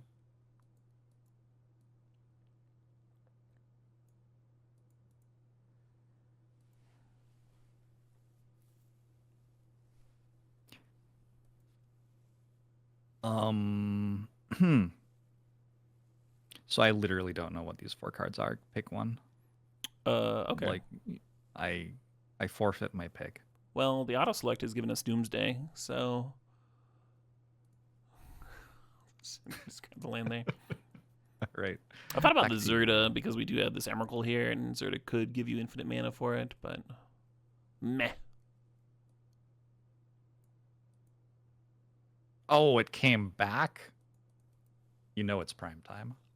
I didn't know. That's why I paused. I was gonna grab it immediately, and I was like, wait a minute. That doesn't only get basics, right? Yeah, it gets non-basics. It would be very awkward if it only got basics.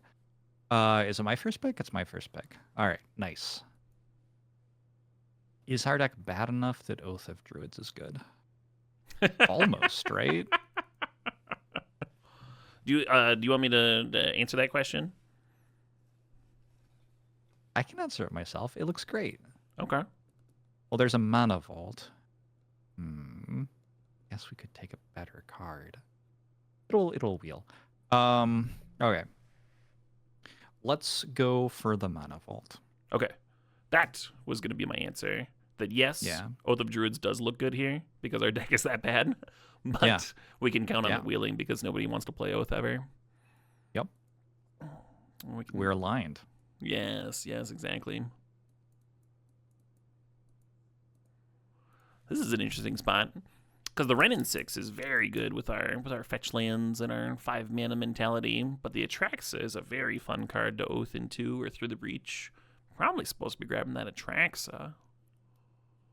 Probably. We do have a couple of fun things to Oath into already. It's a really good one, though. Really good one. Oh, the Renin 6 also plays well with his Exploration, huh? I'm going to Renin 6. I'm going to Renin 6. It might be wrong, but that's okay. I'll forgive myself. I didn't look at the cards that aren't Lotus Cobra yet and kind of just want to take Lotus Cobra already. Would you like to Oath of Druids into Lotus Cobra? Shit. The plan, Jorbs. The plan. What is Shifting Woodland? Like, what does it actually say? It copies a card in your graveyard if you have Delirium. Believe it or not, that didn't help. So, like, if you have 4 different card types in your graveyard and this prime time, then you could copy it and Frantic Search. Frantic Search, sure. Yeah, I know about 50% of the text in this pack, but Frantic Search must be okay. Yeah, no, it's not gonna be bad. Ooh.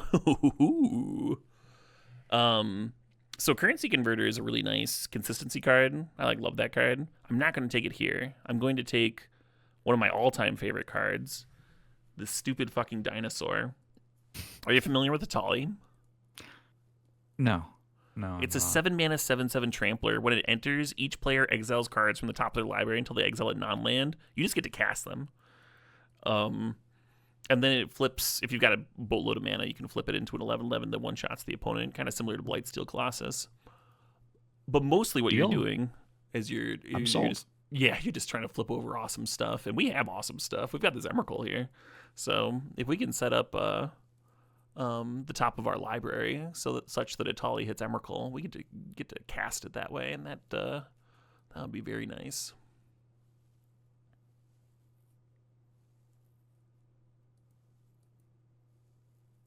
Black is like the one thing we don't have, right? Oh, Upheaval's in the pack. Just take Upheaval. We have just taken Upheaval.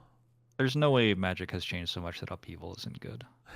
It's the cube is a lot faster than you would like for Upheaval to be a playable card. Unfortunately, you'd still play it in like your fast bond deck, but it's looks playable to me. That's all I'm saying.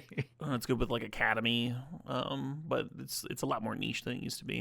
I'm thinking about this Corpse Dance because we have Frantic Search to bin Emrakul, and then you could Corpse Dance it and get in there. I'm into it. Black is the only color we don't have, so yeah. This is Xander's makes sense there. to me. It might be a good one to grab, but yeah, if we're gonna 5-color, let's 5-color, huh?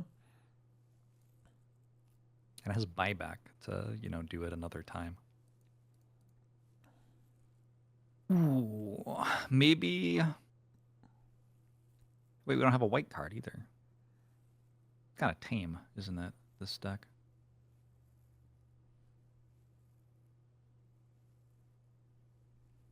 So, I want to walk you through my thought process here. I know what 4 of these cards are. So I'm kind of picking between those 4, but none of them seem good. So I'm wondering if just like at random, a different one might be better. Sure, random it. But they're mostly low-cost creatures, and we're wheeling Oath. So, let's go. You got 2 seconds. What? Savannah. Oh, no. That's okay. If we lose the draft because of that, we lose the draft because of that. I won't be surprised. But yeah, we have a couple Savannahs anyway, so I know. It's That's why I to matter. didn't really think we needed another. Oh, we found a Time Walk. It's over. Time Warp. Time Walk, yeah. It's a little bit worse than Time Walk. It is a good one to loot tree, but it takes so much mana. Think about the Spire's headquarters, because then our fetches can fetch blue mana. Your fetch can get that? Holy shit. Does that not even come into play tapped? It does. Oh, Oath play of tapped, Druids. Yeah. Please. Oath of Druids, if you Well, will. since you said please, I guess we can draft the card that we've been building our whole deck around. All right, let's go Dark Ritual, huh?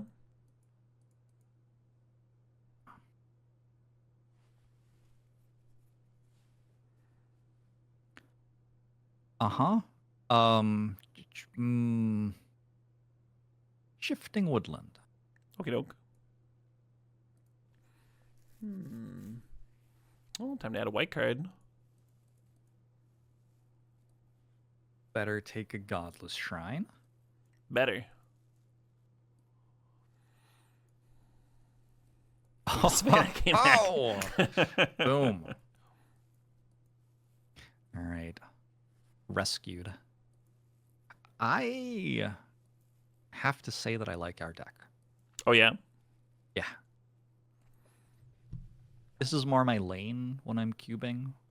The small white cards, that's great, for some people. Mm-hmm. Not so much this is my first pick, huh? Are you gonna take the Mox or? Ooh. Oh, it's a good pack. It's a really good pack, yeah. I'm thinking mightily about this flash and how flashing an Atali could get you an Emrakul on turn 2. But we could take Mox and wheel it and then get it on turn 1. Wheel the flash? Flash doesn't wheel very often, is the issue. I don't know. We've been cutting blue pretty hard. We have not. We've drafted 4 blue cards. We also passed an Atraxa. We're also low on playables because we have all this big stack of lands. I think I'm going to take the flash. All right.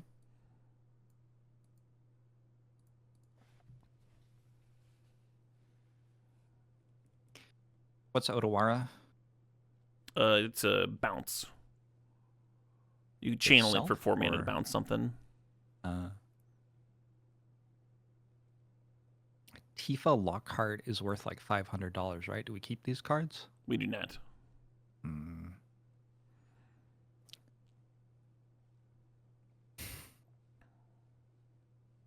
We're at 10 lands so far. We're going to need more. Oh, sure. All right, Tropical Island. Alrighty.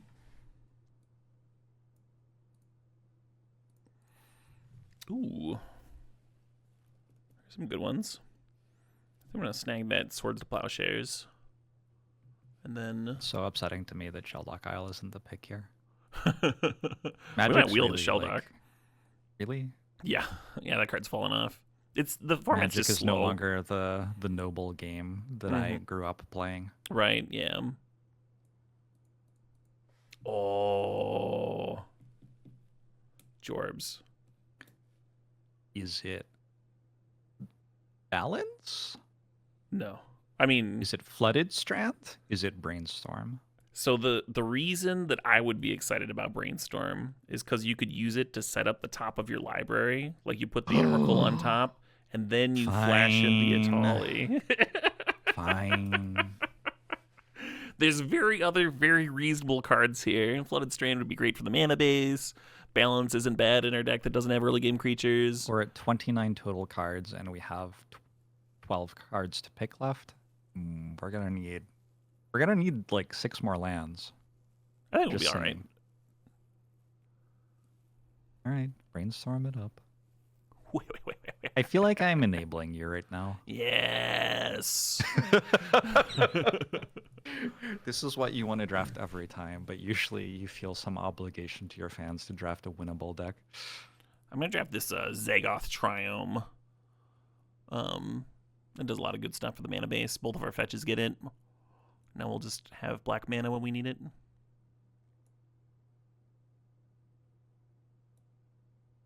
Is the Triome good? I don't know which ones that is. Yeah, it's a Mardu one.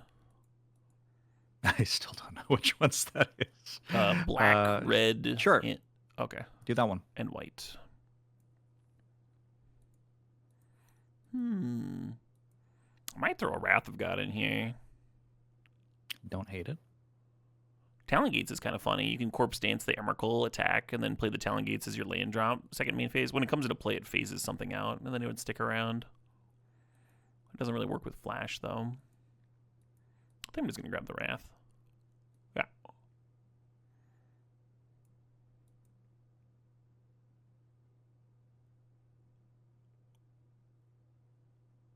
Are you into Sensei's Divining Top for the same reason as Flash? Yeah. Yep. Very much so. Because if you're not into it, I'd take Boseiju, but it sounds like you're into it. All right.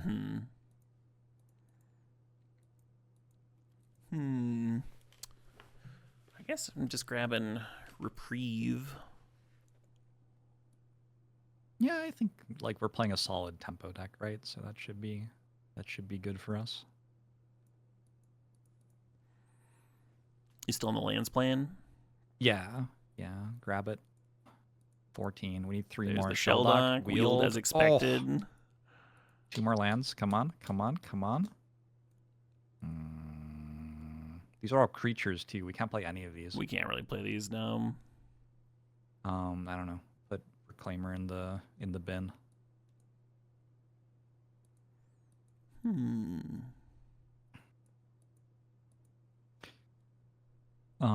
Yep. Sideboard. I gotta say, this isn't the deck I would have picked to run with 15 lands, but here we are.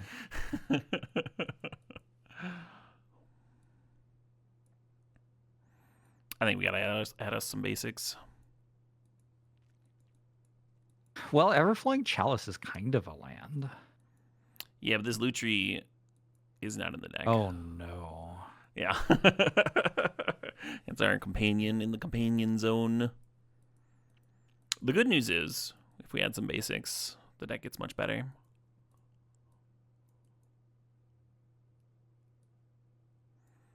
This is even like more green sources than we want to run.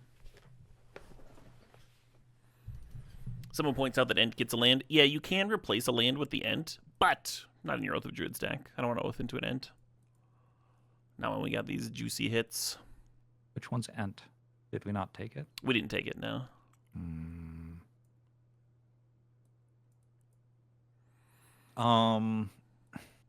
Can we even put 3 more cards in the deck without breaking Oath?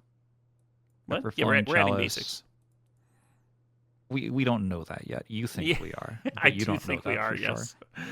Everflowing Chalice, are the other things creatures? Huh? Are the other things creatures? All of these are creatures except for the Chalice, yeah. Oh, man.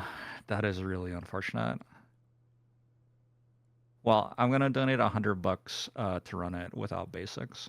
So... Oh, my God. You're just going to have to pick the 2 least defensive creatures, I guess.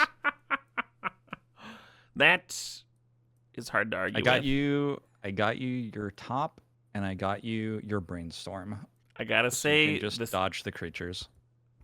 For one, thank you for the very generous donation. That's I just said I was going to. You don't even know if this is real. I'm gonna take you at your word. For 2, fuck you. for making me play this unplayable deck. Oh my God. All right. So exploration really benefits if you've got extra lands, not less. Something that I might want to point out.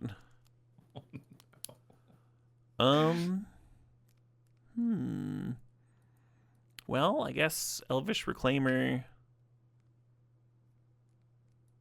can convert my extra green mana into other colors.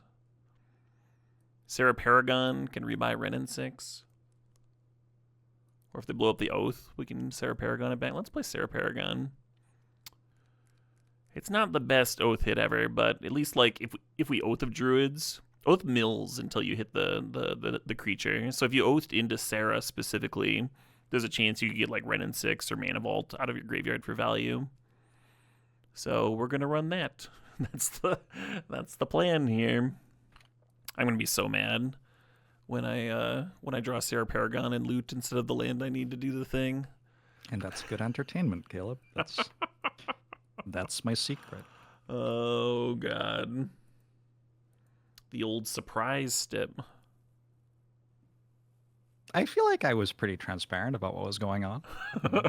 You did leave some hints.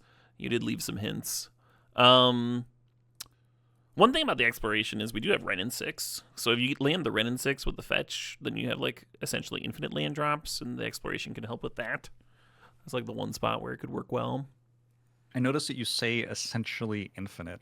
Have you checked how many lands each of the fetches can get? Yeah, they're pretty good. That's good. We got the 3 triomes, so that helps a lot. And then both of the fetches get our green-white lands that aren't very good in the deck, but do mean that we have plenty of fetchables.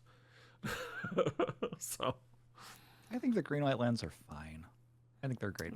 We do have these double white cards, so that helps. We might have to mulligan aggressively, but nah, we'll just draw well. Yeah, I agree. We got some donations. Glizzy the Guzzler, thanks for donating $15. Thanks for chipping in towards a good cause. Hell yeah. Djibouti, thanks for donating $30. Appreciate you, Djibouti. And Jorbs has donated $100. Mighty generous with the comment. Thanks for drafting this pile with me. You're very welcome, Jorbs. Thanks for guesting on my stream. Of course, it's always a pleasure. Wow. We got the fucking upheaval in here. We're keeping that one. Well, yeah, we're keeping. We have a Corpse Dance and a Frantic Search. We kept the fucking upheaval in here. That's our best card. So, something that we can do is Frantic Search bin the prime time, and then Corpse Dance the prime time. And then we can upheaval. Yes. It's all coming together.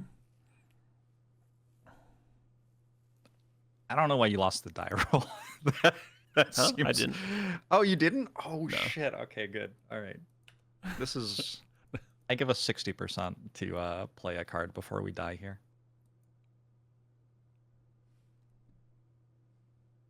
Oh, no. Playing Moxen? What a try. Oh, no. Wow, we're so dead. Yeah, like how if we upheaval, they just play a turn 1 Rabble Master again. Well, we upheaval with like 12 mana and play Primeval Titan again. That's the idea. What do you think about giving people more starting life in Magic the Gathering? Like a format where you start more with starting 30. life, like training wheels. Yeah. No, I think they're like formats have been pushed enough that the fundamental turn comes down because the aggro deaths are so fast. So I think like going to 25 starting life could make some formats better. Interesting.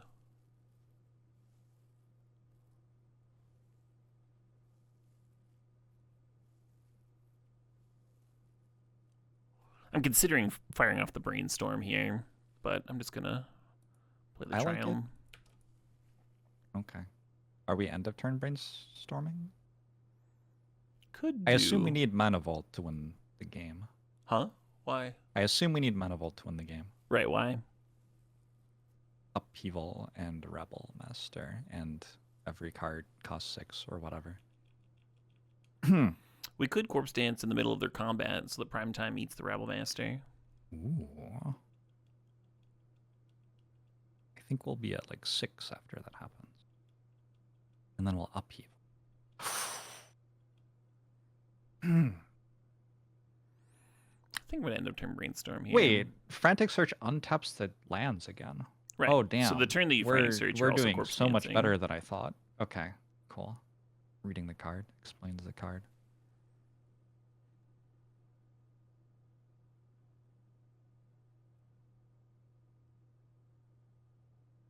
Did you know which of the fetches is better? You're the pro on the stack here. It doesn't really matter.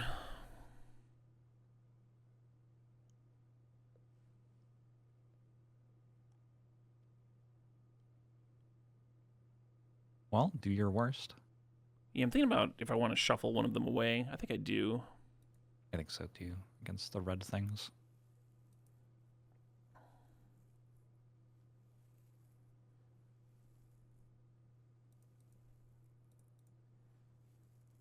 And then the Frantic Search gets to look at 2 new cards in case we find something better to Corpse Dance than Prime Time.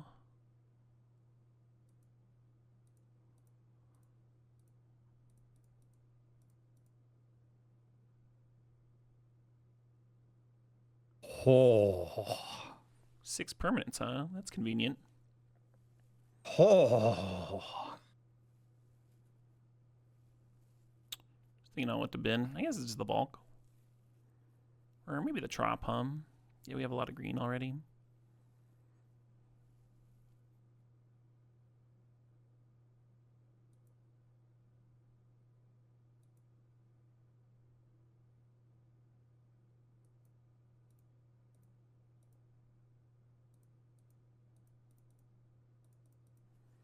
Well, I was never concerned. Oh yeah, why would you be concerned? It's weird that they have all that mana up. Oh. Turn 1 Rabble Bastard, turn 3 GG. Concede. I think this deck might be too good. I agree. This is my lane right here. Unfair to the other drafters. They didn't even know we still had Upheaval in hand. I wonder if Arwen's better than Sarah Paragon. Are you familiar with this Arwen card? I watched Lord of the Rings. Yeah, That actually is Liv Tyler too. Right? It looks kind of similar to her. 3 mana, 2/2 enters with an indestructible counter on it. 1, remove an indestructible counter from Arwen. Another target creature gains indestructible until end of turn. Put a 1/1 counter and a lifelink counter on that creature, and a 1/1 counter and a lifelink counter on Arwen. So she gives up her immortality, essentially marrying whoever you choose. So we could marry Arwen with Emrakul, the Aeon's Torn, which is a little different than the lore. That did seem like what Emrakul needed to be indestructible. +1/+1 and lifelink. Who did we marry Arwen to last time? I think Ragavan, the monkey. For you I give or choose a mortal life.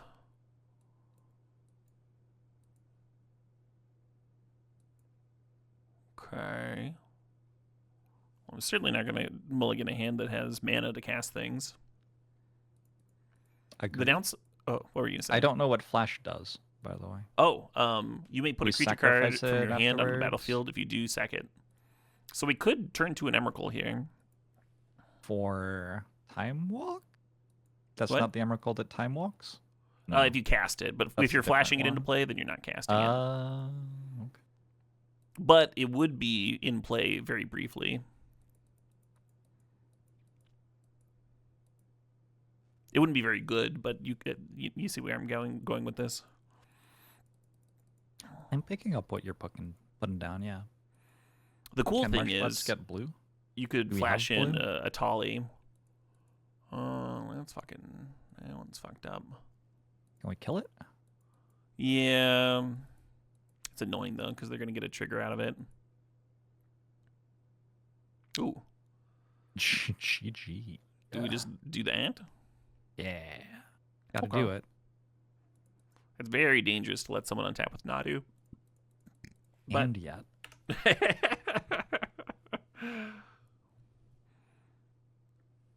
And we don't have the Emrakul in our deck is a bummer here. And yet. And we might cascade into Arwen even. We can use Frantic Search to get the Emrakul back into our deck. We can? Not on our upkeep, unfortunately.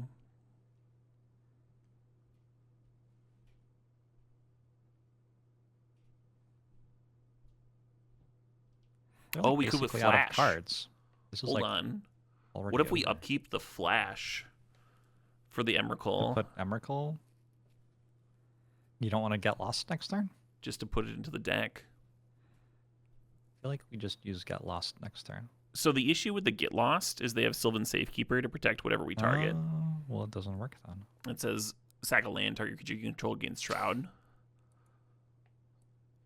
I think I'm gonna flash here. Okay. And then we have Caracas as well to do something to Nadu, I guess. Give him another trigger Yeah. for no value. Look at that. I don't know Turn what 3 Nadu does, Emrakul. in fairness. Okay, now let's hit a Tolly into Emrakul off this trigger. Deal? Yes. There's an Atali. And? Well, these are all going to the graveyard, so it's just asking if I want to choose an order. So we're not going to Atali into Ugin, unfortunately.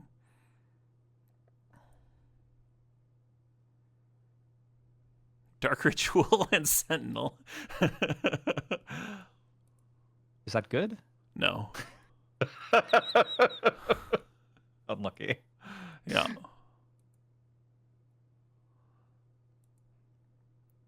I wish I had that flashback. I could draw it because the Emrakul shuffled it back into the deck. There you go.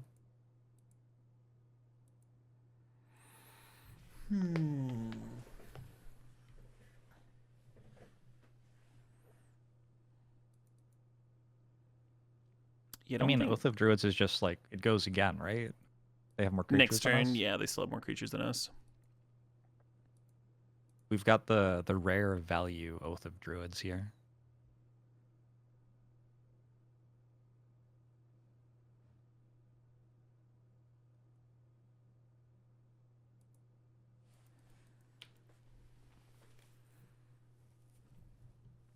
I left a Wrath of God on top of our deck. I think we might not trigger Oath of Druids next turn.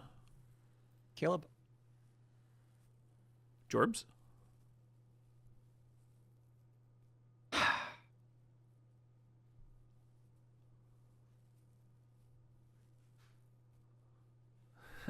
I'm Rando in the chat says, someone donated to make us play no basics. Yeah, somebody. It could have been anybody. We're all looking for the guy who did this.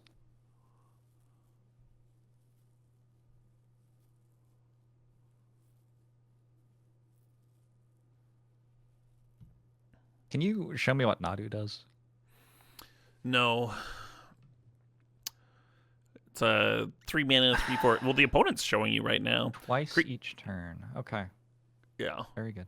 This one, the designer for it actually wrote an article apologizing for this card. Where are all of their lands going? What are they doing? They don't have any lands anymore.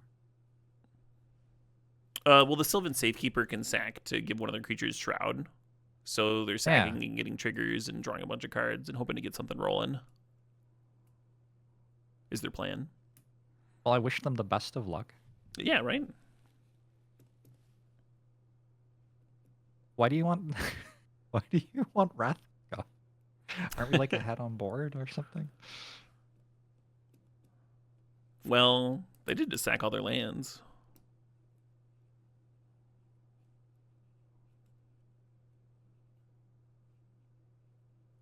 Oh shit, what up? Hey, SBC Tins, thanks for the sub. Didn't they change it last minute? Oh Nadu? shit, what yeah, up? They wanted Nadu to be interesting for EDH, and then they changed it in a way that was like not interesting for EDH or constructed, and it destroyed like every constructed format. Phenomenal. I still don't understand what they're doing. Now they have no lands. Surely you need lands. I mean, they have a bunch of mana floating. Hey, new get There, I think the 50 months. Turn? Is there not next turn? Maybe. I don't know. They're still going. Maybe they got something. Got a little something. Are we playing against elves? Like constructed elves? Okay. I think I'm into Wrath of God now.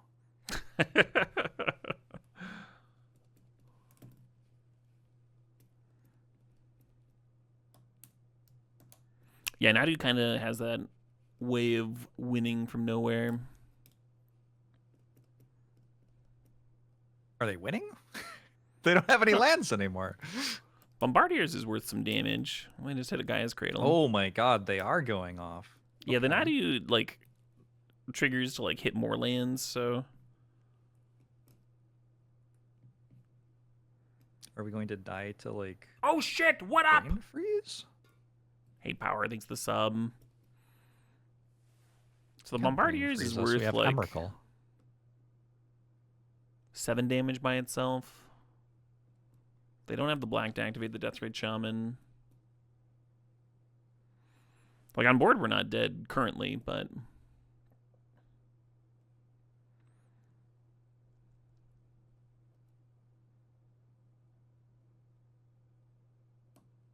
I still don't understand what they're doing. They're floating.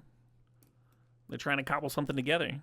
It's like when you go off with Storm and you, like, don't have the win in hand necessarily, but you're going to, like, die next turn, so you just start drawing cards and hope something works out. That's the vibe with this turn of theirs. All right. We didn't block because we couldn't block? The 2/2's got Menace and the 3/4's got Flying. Oh. And Atali has Trample. Do you think they've ever regretted, like, making cards which don't show what the thing does? Like, as an interface decision. Oh, Magic Online? Magic Online was actually made on spec. Wizards didn't even program Magic Online. The original version, there was somebody who was just like, I could probably make that magic work. Oh and shit, what up? They just coded it on spec and brought it to Wizards, and they were like, hey, I figured out a way to play Magic Online, and you can buy it from me or lease it from me or whatever if you want. And they were like, oh, yeah, that's cool. Thanks for doing all the work. And, yeah. It's kind of cool. Right?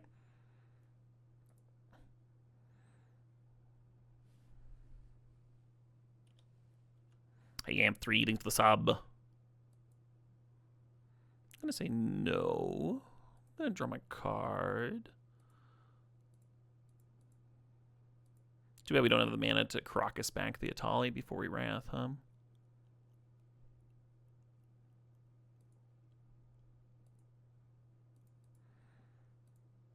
Probably the only issue with what's happening here, yeah. Are we dead? Huh? No, we're Wrathing. I don't understand what the Bombardier does. It doesn't sacrifice to deal one? Okay, cool. It sacrifices, after you attack with it, you can sacrifice any permanent to deal its casting cost +2. So next turn, it would sack Nadu to deal 5 damage just from that ability. And then it's like a 2/2 Menacer, and then all the other creatures attacking. And anyway.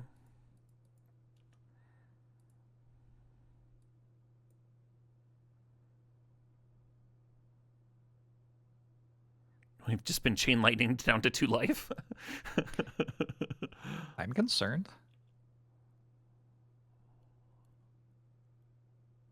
So this is why upheaval is bad. Huh? There's a lot of different reasons why upheaval is bad.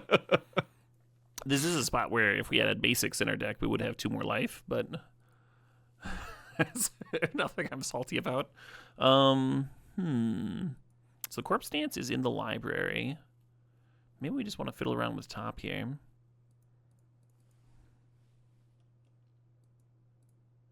Do we have blue? We do have blue in that Zagoth Triome. All right. It makes bug colors. Currently missing red.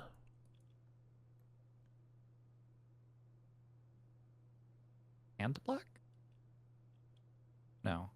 Oh, bug. That one's black. Oh, they're just done. Oh, we won. We won. GG. Go us. They got bored of the game and decided not to play anymore. Go us. Woo. We got to play like 2 cards. Yeah, that's all you needed. Oath into Wrath, baby. Let's go. That was pretty cool. So, we drafted the white deck. Lost. To the mirror. We drafted Boros and Boros won. Which we essentially went won. on to lose. That's like the only way the mirror makes it to round 2 is play itself. Like, I get it. And now we've got it's actually very rare to not see Boros in the finals. It's very good. I mean, would you count this as Boros? It has red and white. I would not count this as Boros.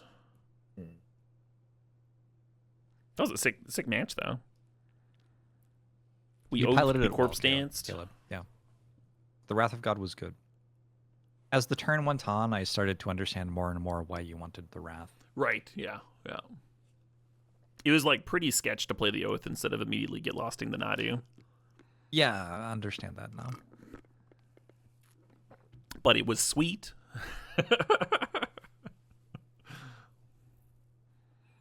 Ninja Jeff thinks this is the opposite of Boros. Yep. Because it's going to 6-0. 3-0, 6-0. That's exactly what they meant, yeah.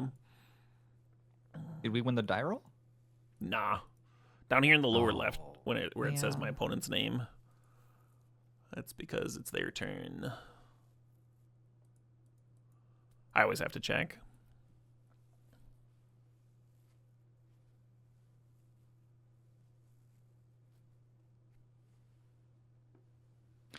What excitement is in store for us this time? We have mulligans to 5, which is like... It's good to keep in mind that one of the things this deck has is like consistency. Oh, yeah. Yeah, we haven't mulliganed yet. We keep on getting openers that have like 3 lands, and I'm deathly afraid of sending them back and never seeing a second land. 100%. I do think you could argue that with mulligans to like 5 in this game, effectively. I don't know. Well, so the cards that we're not going to play, like we're probably not playing this upheaval, it's still not bad. Because like I can discard it to Frantic Search or put it back with a Brainstorm. It's still like not, I wouldn't say that it's not a card. Not bad. Because you can discard it to Frantic Search. Right. Well, I'm saying it's not dead. It's still not it's not as bad as a mulligan for sure. I came from a great generation, and look at what it has all come to. Do we have double blue? Because we have Mana Vault now. We do have Mana Vault. Heath could get another blue source. Ooh.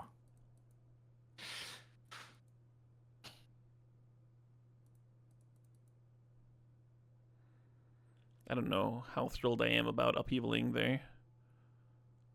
2 lands. It seems like it might help them more than us.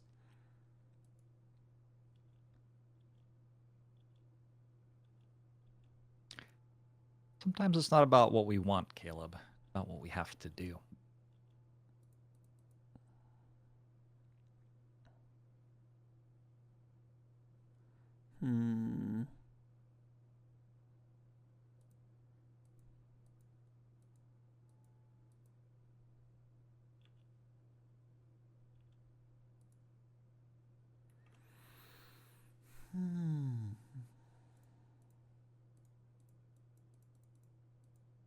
Oh, you can just kill all of their creatures? Yeah. Oh, that seems even better. Nice. All right, cool. And that one only costs 4. Uh-huh. Yeah. Okay.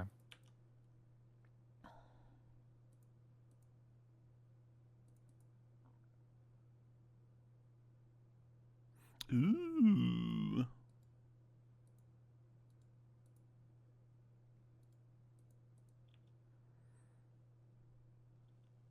Should we play around days?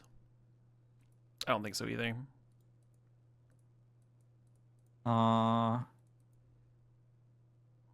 Yeah, sure, you're good. Memory lapse. Okay. It kind of owned us. Sort of. We just don't have the mana vault and cast it the turn after. Oh, well. Okay. You can discard it to Wheel of Fortune. Oh, we have Dark Ritual. The Fool. Yeah, we could just cast it again, yeah. I guess that's better than Oathing. I don't have any creatures or anything.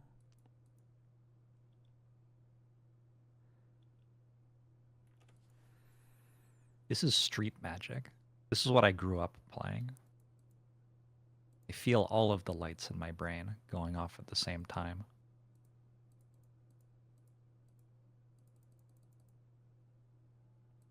Huzzah!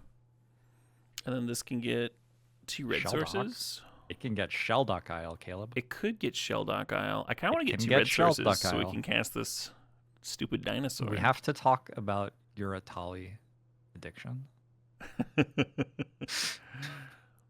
Next turn, Primetime can attack and go get Oh my Shelldock. god, I'm so upset. This Atali could hit anything. It could hit an Emrakul. Doesn't it kill 7 cards? Huh? Doesn't it kill 7 cards first? What do you mean? No, it flips over until it hits a non-land.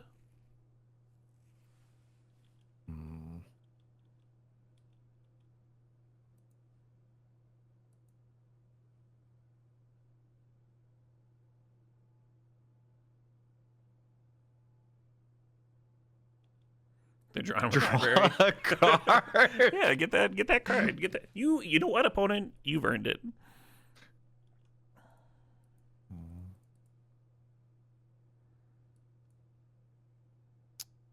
I'm less excited about this Atali.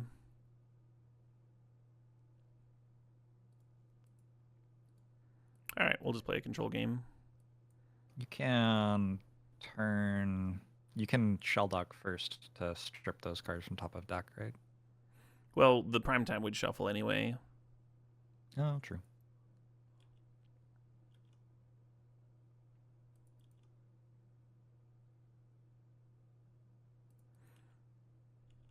Possible I should have just drawn the untapped land so that I could spin top again post attack.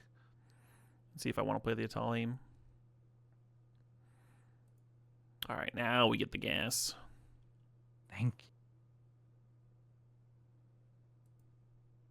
Got a loot under there. Loot's kind of fucked up. 5 mana for a 2/4 with double strike, vigilance and haste, and then it's got these 3 abilities. You can only use these once, but one of them is an ancestral recall. It just taps to draw 3 cards, and then one of them is bolt, and one of them is a dark ritual for any color. Kind of a wild one. Yeah, it's no Primeval Titan, but And then I'm just gonna pass here.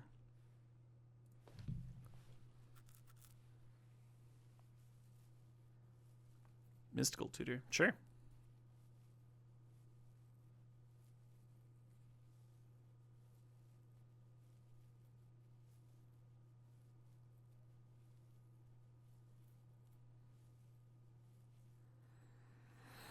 Yeah, I mean, we can kill their creature, counter 2 spells, and then next turn activate Shelldock, put in the loot, attack for 10, activate the loot for the last 3 damage. it's all coming together. Yeah. Was this what you were envisioning when we drafted the deck? Oh, yeah. It's very similar to, my idea for it. I did worry with Oath of Druids, like, what if we have, more creatures than them? Wouldn't be good in that situation. Right, And, right. mean, here we are.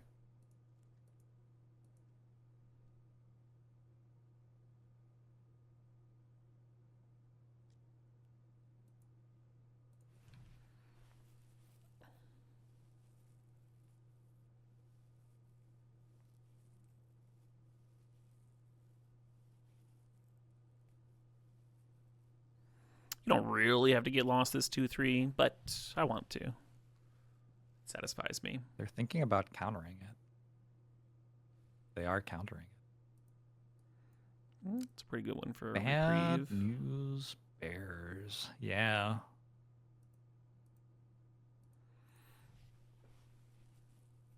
Oh my god, if I just slammed a Tali last turn, we would have had the dream. Could have looked at our top 3 before we did that. If you look at the top 3, we would have a mana short of casting the Atali.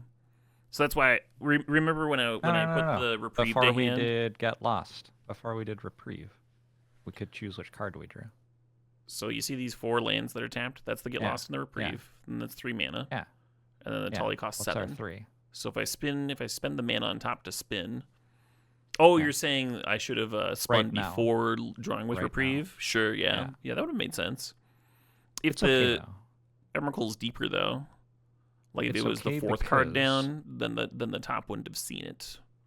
I know. It's okay though because we have 15 lands in the deck, and Emerald costs 15 mana. It's okay because they're dead on board.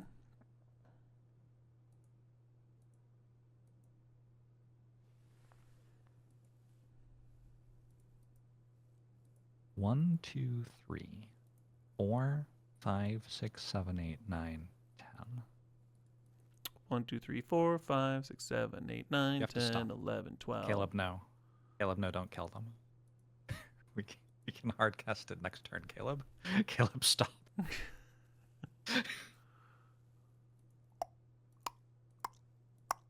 GG. Loot doing the thing. Look at this zesty sideboard. We have so many sideboard options. I think we're pre-boarded for this matchup. I don't think we need to do anything different. I think we're pre-boarded for every matchup. Well, last time we brought in Arwen. Is it true that you're allowed to submit a sideboard of 15 cards or 0 cards? You can do any number between 0 and 15. Okay. Has that always been the rule? I think it got changed. I think it used to be the way that you said it. I remember I experimented once. I played a Legacy tournament with a 61-card main deck and a whole bunch of tutors, like a Green Sun Zenith package, and then I had a 14-card sideboard, so I could board down to 60 in some matchups. That was super not worth it. It was a cute idea, but it was super not worth it. I remember being excited to try it when they changed the rules, though. It was worth it for the story. That's type 2 fun. Or maybe type 3 fun. One of them. Our first mulligan. Our first mulligan of the draft right there. Another example of a people being useful.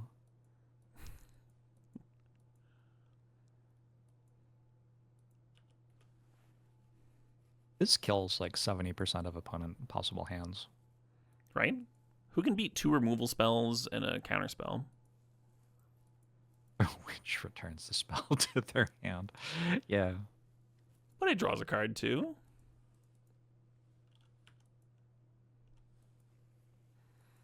Correct. Limited, you can sideboard as much as you want. Kind of ironic since it's named limited, but then I'm going to play the Savai Triumph, so we'll have access to red for this Ren in 6. I like it. Instead of holding up the reprieve here. Could end up being wrong. No, I think it's right. They never considered like making the tri-lands have the 3 colors that they made on them or something? Instead of gold? Yeah. I would prefer that. Never even like thought about that. They did that with the dual lands. It would be like half of the card is one color and half of the card is the other. Maybe it was like too complicated to have like stripes of 3, but I think it would be better. Be really nice to know what the fuck your cards do, huh? Yeah. Caleb gets it. I was talking about playing Ren in 6 here, but now I'm just going to pass. I don't have any lands to rebuy. Shelldock procs off opponent library as well as yours, right? Oh, yeah. They might be dead to their Shelldock. Eventually. Standard feels bad moment. What's Ren in 6 ultimate? You can retrace spells, like instants and sorceries from your graveyard, so you can discard a land to rebuy them. It's pretty cool with Time Walk. Opponent just rebought a loot tree, sure. Well, I'm about to fucking discard, so I guess I'll finally cast this. I was hoping to get to cycle this Reprieve, but opponent's... Oh my god, that's such a back-breaking fucking memory lapse. Now we have to redraw that Wrenn and 6. The alternative was going to discard, but maybe that was better, huh? No, it's fine. They don't have memory lapse anymore. I think we've found the deck that counters us. Any deck. The deck that hits 6 lands while we sit there on 3.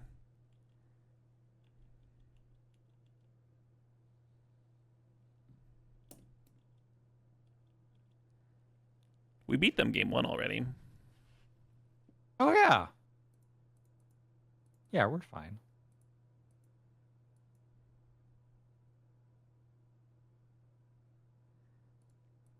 Oh, man. That's fair. That's fair. You never like draw 5 cards there to like think about what could have been. I would have drawn 5, 100%. Magic Online doesn't let you do it anymore. Really? Yeah. It still has the button and you click on it and it doesn't do anything. Wow. Daybreak's done a lot of like awesome stuff, including like adding 2-factor authentication so people don't just get like their accounts stolen constantly anymore. But Magic Online's got this weird spaghetti codes when you like add a feature or like fix a card bug or something, like something that should be completely unrelated gets all jabberwocky half the time. That's messed up. Yeah, so sometimes you get into a situation where there's like a very minor bug and you're like, okay, we're just gonna live with that for another decade. No white mana in this opener, but what we lack in white mana, we make up for in other mana. Yeah, you're never mulliganing this. 3 lands. Replays are coming back. Oh, very cool. Replay. It's nice to check in on a Magic the Gathering online after 10 years away and find out that like 3/4 of the things just don't work anymore. Hey, Magic Online's better than it's ever been. Cards anymore, and none of the features work. This is over, I think. They're we do need a Faithless Looting to win this Emrakul. Well, we don't have that one in our deck, but we have a Frantic Search. Frantic Search, yeah, same thing. And we're seeing 3 cards. I think it's over. I don't see how we see 3 cards and miss. Well, then we get to see 3 more cards. I almost like drawing that Sarah Paragon so I don't have to oath into it later. That is optimistic. But I appreciate your optimism.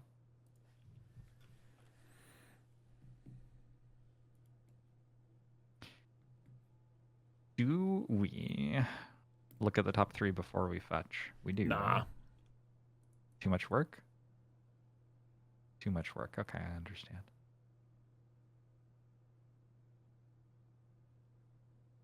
So they both give me white. I'm going to go Savai Triome.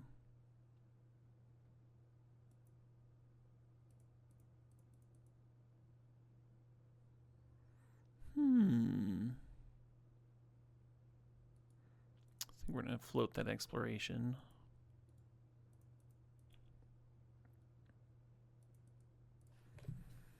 But we're hitting land drops. That's not bad. There's a good chance we cycle this Miscalc this turn.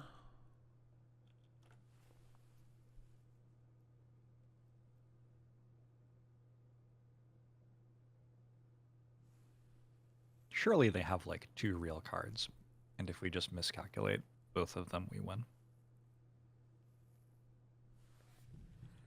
I think they're sitting on a handful of counters.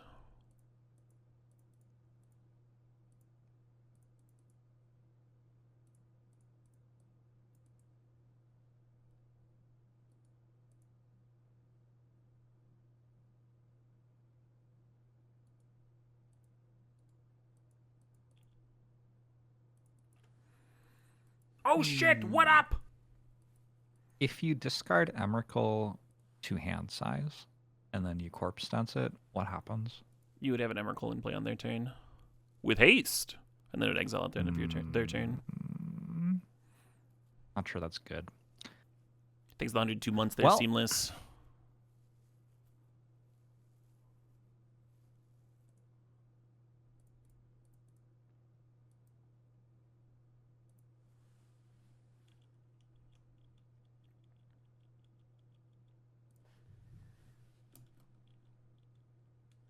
Thought about just playing the Chalice on one. Might regret not doing that. Mystical, sure. What do you want?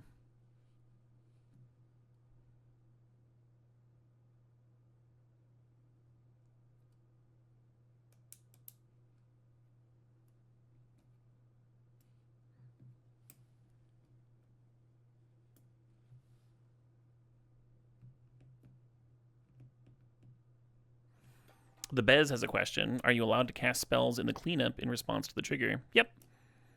So every time something is put on the stack, both players are given a chance to react. Both players have to pass priority before the game moves on. My very first Grand Prix that I top-8'd, I actually got to use that trick. I was playing Survival, Vengevine Survival, and my opponent was on Goblins, and this is Legacy. And I had an opener that had a turn 1 Noble Hierarch, turn 2 Survival of the Fittest activate. So that's what I did. And they very rudely killed my Noble Hierarch, my Mana Dork, and wastelanded me down to 1 land. And usually, the way that the deck worked was you would discard you would discard a whole bunch of Vengevines and then discard multiple Basking Root Wallas in a turn with the Survival to then trigger the Vengevines. And I was sitting there with 1 land, and my opponent didn't have anything going on. They were just attacking me with 1/1 every turn. Their hand was like that early burst of disruption and then nothing else. And then I realized that because I wasn't playing lands or anything, my hand was overfilling, and at the end of turn, I could discard a Basking Root Walla.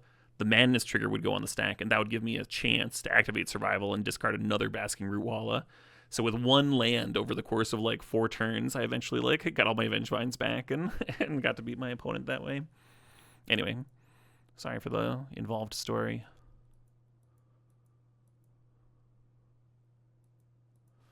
You had to listen to me talk about solving 6 mechs no limit hold'em. I think it's fair. Yeah, that's sweet though.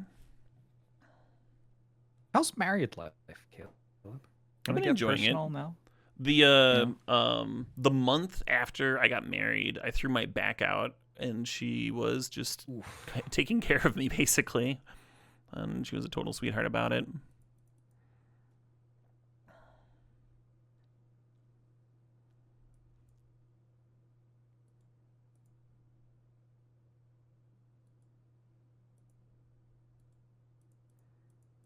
Be real nice to be able to chalice for more than 1, but we're just going to do this for 1.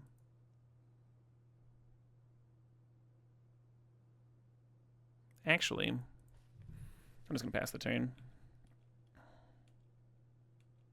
We discard Not yet. Hand size? Not yet. We could have. If you tap the top to draw, yeah, if you really want to. Yeah. Then we get to end of turn corpse dance, end of their turn corpse dance or something. No, the Emrakul shuffles. Oh, it's over. Fuck, they have counter spells. This is so upsetting. They have a lot of counters, yeah. I think I was trying to put loot in play, not Emrakul, but yeah.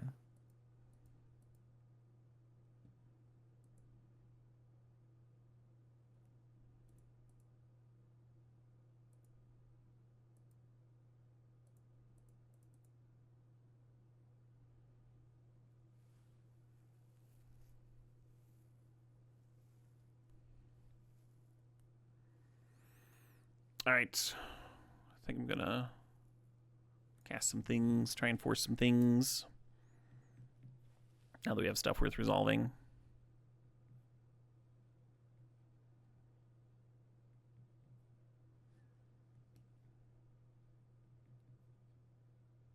It's a solid and theoretically explored a situation in Magic the Gathering. The 5-color Emrakul deck with 15 lands versus the Shelldock Isle. The issue with the 5-color Emrakul deck and 15 lands is... just the one?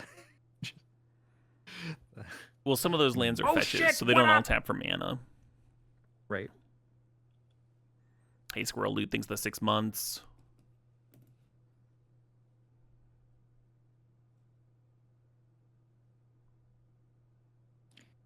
We asked Jorbs to sing, but he declined.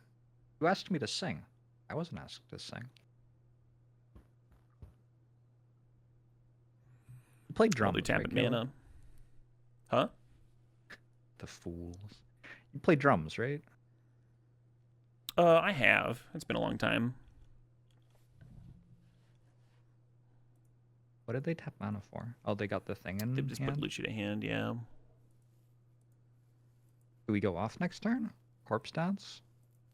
They probably have 2 counters up. They've got to have 2 counters up. At least one. If we play Flash, do they counterspell it? Maybe. It's an idea. I've been kind of hoping to find a 6th land. Because if we had a 6th land, we could go Frantic Search, and then if it resolves, put the Corpse Dance on the stack, and if they have a counter, then you could Lutri copy the Corpse Dance. And then you could beat a counter that way on their end of turn. And then if you lose that counter battle, you can like untap and play your loot, and then activate to draw 3 cards. But we're missing that 6th land. It's kind of limiting us here. Well, we could have drafted more, but somebody wanted playable cards. I don't know.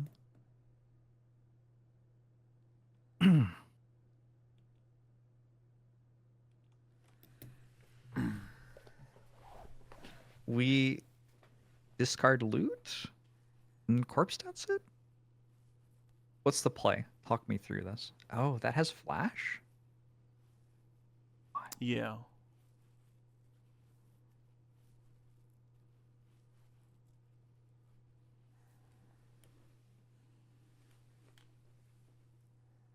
Does it die if we play our own? What does the legend rule do these days? Each person gets one, and it has to be the exact same name before it matters. Okay.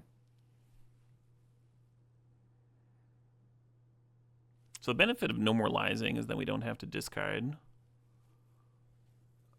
You could also flash in the Sarah Paragon, which is like weirdly tempting while they're tapped low. Once during each of your turns, you may play a land from your graveyard. We have a land in our graveyard, but it's our end step. Oh, I kind of like that. Just flashing in the Sarah Paragon. Yeah, we would get our 6th land, but only if we got to untap with the Sarah Paragon. It's kind of unlikely. They don't have an answer. If they have to spend mana killing it, though, we get to do more stuff on our next turn. Maybe. Maybe.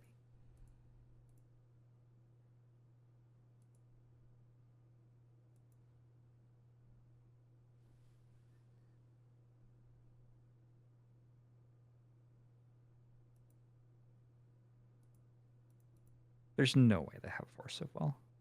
Is there? There's no way they don't think longer if they have Force of Will. All right.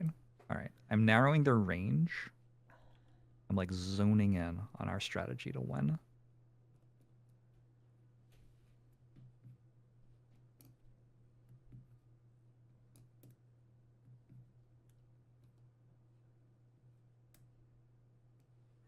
Shelldock's getting pretty close.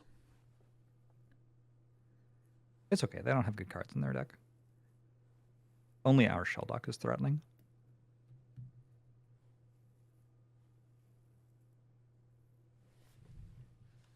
I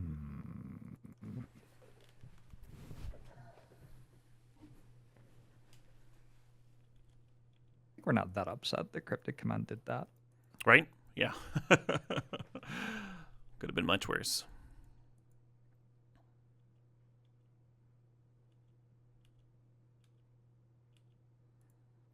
See if this top can find us a 6th land. That's a land. I think. It is, right? Yeah. Okay, cool. I think we should go for it.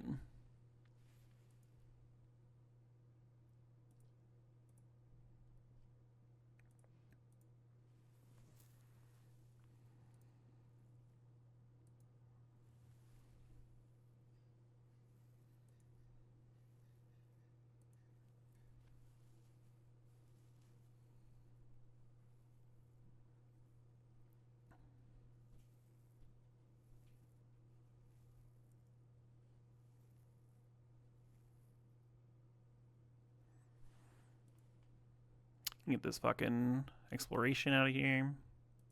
Well, kind of. Well, actually, I don't know. Do we shuffle our graveyard if we corpse sense successfully? I guess. Yeah, this trigger's going to resolve.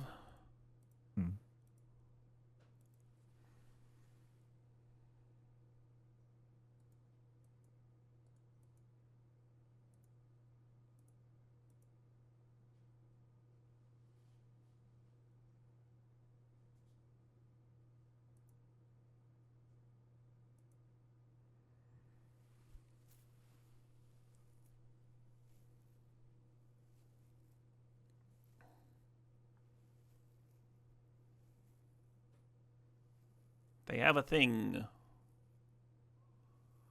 Counter spell. So we have two different lines. One involves memorializing the counter spell. The other involves lutring our corpse dance. Lutring the corpse dance plays into days. The nice thing about memorializing the counter spell is then you can swords the lutry before you attack, and they have to sack one more land. Sure. Yeah, I think I would memorialize. Also, the nice thing about using they lutry, have a lot of lands, so getting them down below 3 lands to memorialize and have it be a card at all seems relevant. One other nice thing about getting the lutry down is then it would get to attack next turn. At 19, that would increase the clock. I had another thing too, another consideration, but I forgot it. I'm just gonna cast this. Oh, Force of Will. It would be a little bit better. I don't actually know which one's better to Force of Will. Let's just do this.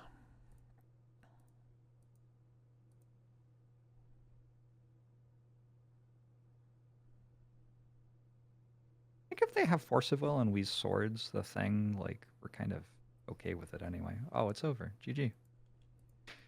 Hold on, Caleb. It's not over yet. They still have a card under the shell dock. Oh,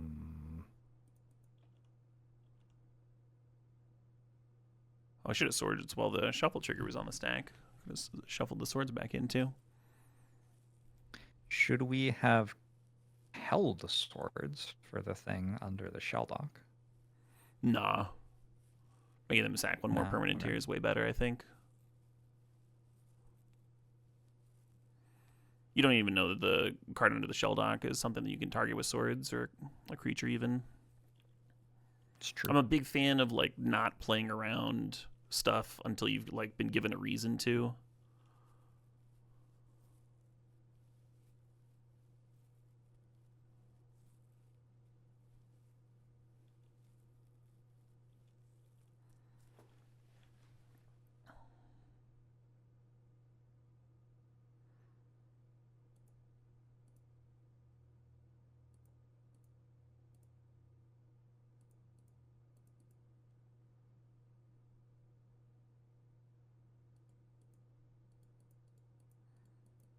Don't mind me just tapping 6 Ways to Christmas over here.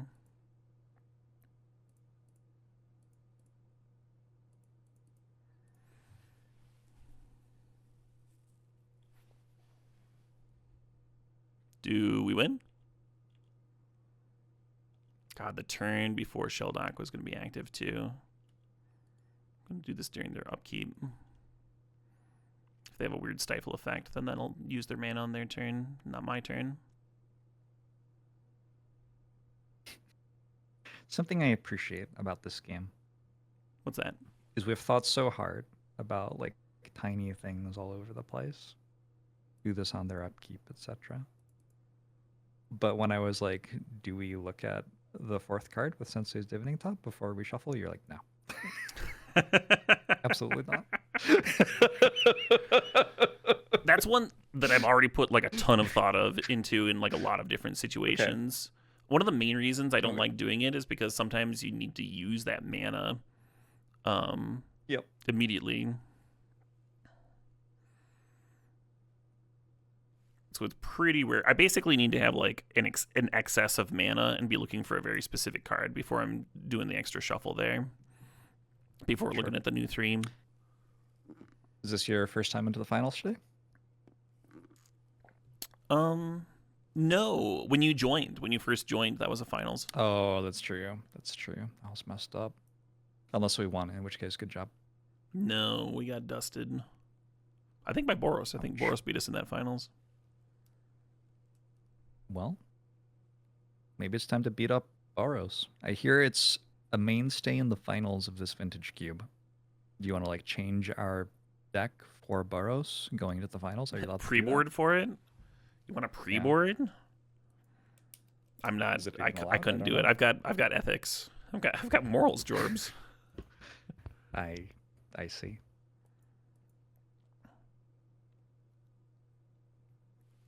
I like how we fair flashed in that Sarah Paragon. And then they spent their entire turn Cryptic Command bouncing it. Clearly won the game, yeah. If you just slam Sarah Paragon, they get to counter and draw a card, and it's so much better for them. Yep. And then they're not tapped out on our turn, right? We wouldn't have been able to force through the combo necessarily. On a creature used to cost 2 mana and a card. Like, think about that. Still does. It did that game. Oh man, I want to keep the the turn 2 Oath hand so bad. Just rip. This one's a mulligan. Just rip the forest. It's gonna be Boros in the finals. This turn 2 Oath is the only thing that'll save us. All right. Well, we'll play it on turn 2 more consistently by mulliganing, I think. I don't think so. You think this hand doesn't beat Boros? It's very hard to mulligan to a single card in a 40-card deck. But if your 40-card deck has, like, in the case of this deck, like, 9, 10 green sources? Mm-hmm. And then there's the games where you don't turn 2 it, but you still turn 3 it. And you get to win. All right, I'm going to bin a Tali, even though it goes against my morals. Well, this way we can get it with Oath of Druids, right? Oh, they're not fucking Boros anyway. Is this the game that we cast Exploration? It's gonna let me put one land into play a little earlier. Phenomenal. I don't actually think I play it, and I think I hold up. Well, no, let's play it. I think they're just gonna be activating Gruza's Saga on their turn, so no real reason to hold up the counter. We got some live draws here.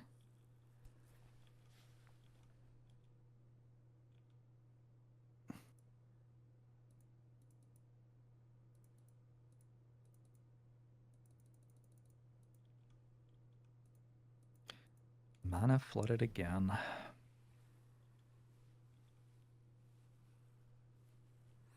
The idea is that the Lutri plus Swords gets to answer both their constructs. Sure.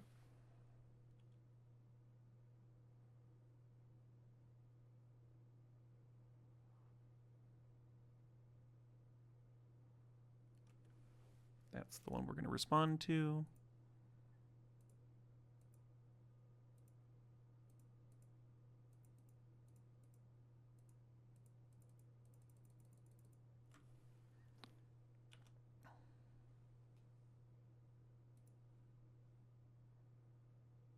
Get out of here.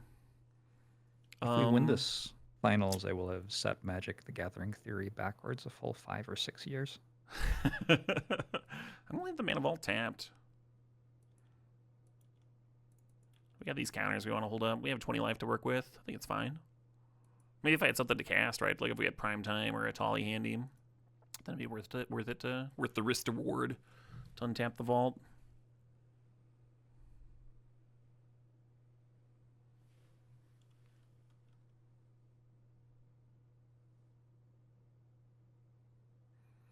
That's a really good one to No More Lies. I'd like to draw a card with Reprieve, but I'm just going to make sure this gets exiled.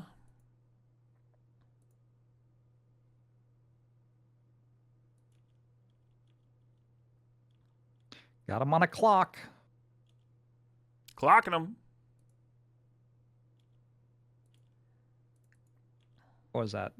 Pick 2, pack 1 or something, miscal? Something like that, yeah. Looking pretty good right now. Yeah, let's fucking miscalc him. Let's fucking do it. Why don't you pay 2, huh?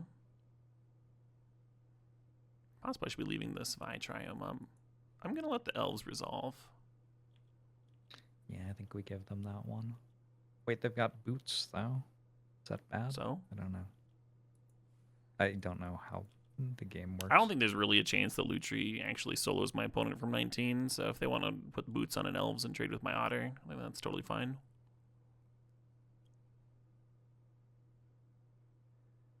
With Dark Ritual and Mana Vault, we're at 11 mana towards hardcasting Emrakul.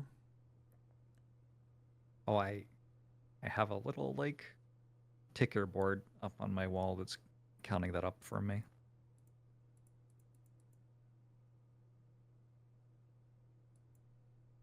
Don't even need it.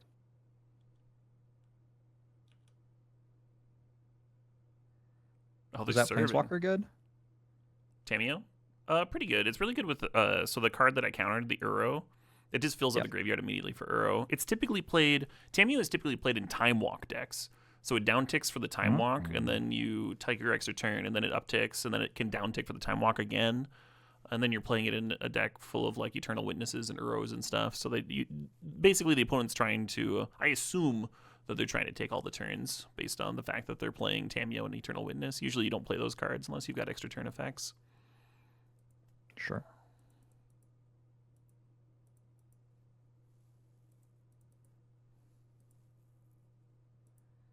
Ooh. Oh?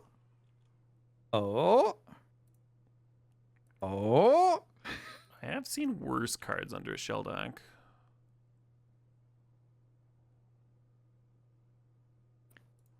Their Tamiyo's going to get into my shell dock pretty quickly, too, if they uptick.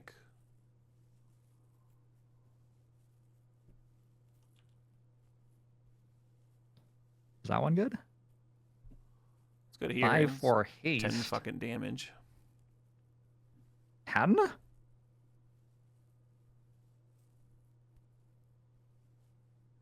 Well, time to top deck. When I was a kid, I read a long Mike Flores article about how a 3/3 for 3 was worth playing constructed, and here we are.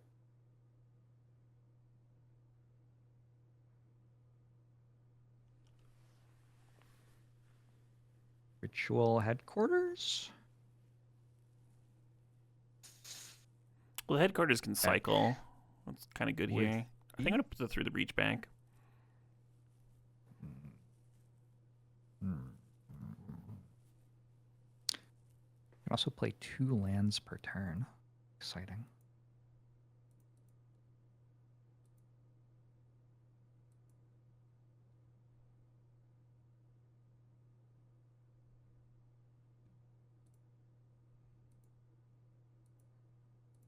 So we have upheaval next turn with cycling. This is the play. Yeah. I see the line. All right.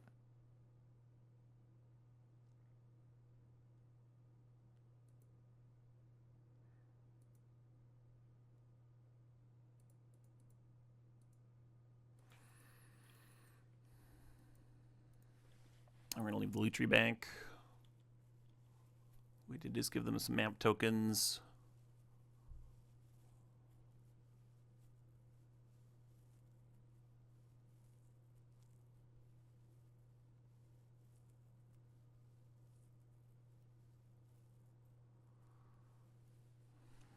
Kind of wish I'd fetched an untapped land there, so I'd still have the extra mana to cycle the headquarters.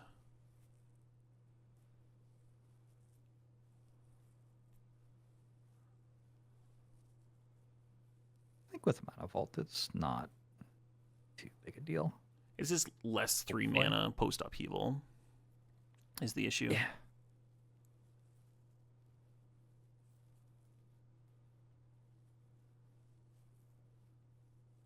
Kind of a wild little game. Tamiyo coming down. Okay, could be worse, could be worse. What's Tamio doing?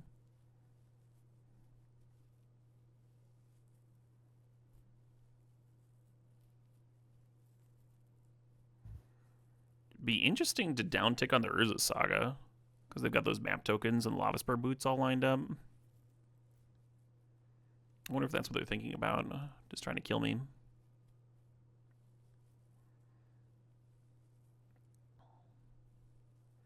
The scariest thing for us is the uptick and name Time Walk.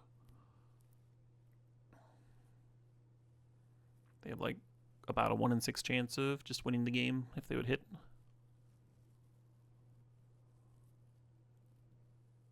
The scariest thing for us is them having a 16% chance to win. On the spot. We don't necessarily win if they don't, so it's pretty scary. Oh, yeah. we win. Oh, don't worry, Caleb. I've got this worked out.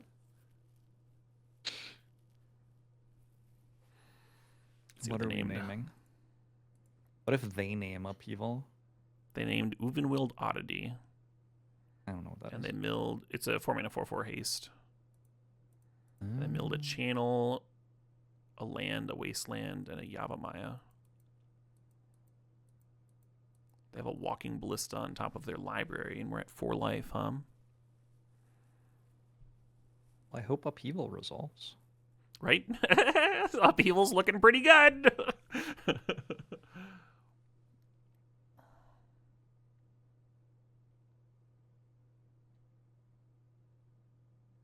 Thoughtfully choosing to hold the elves back.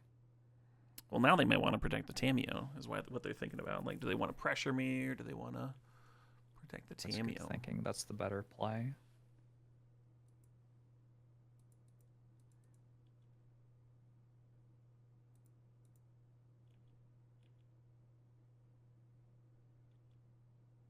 Interesting.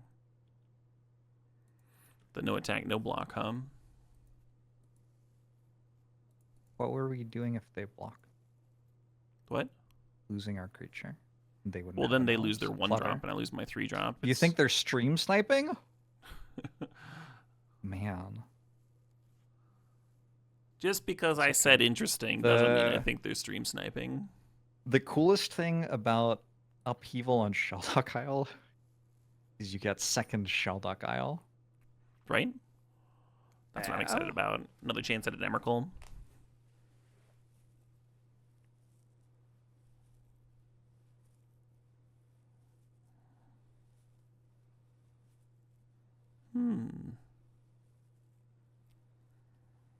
Wonder if that's worth casting first. Right? I don't think so.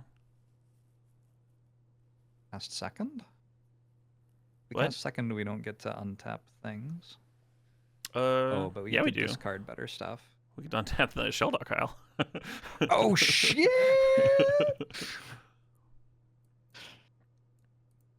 I like the cut of your guff, Caleb. Thank you. I've always thought I had a good guff cut. Yeah. I bet it matters which colors we choose here, right? I don't know. Yeah. Frantic Search could find Emrakul plus Gorios, so that's why I added a black, but I don't know.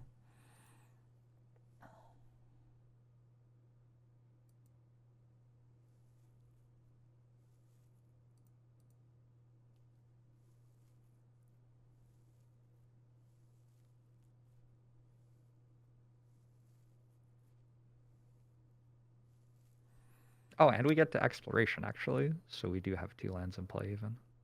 Yeah. Can we play it twice? No. Maybe?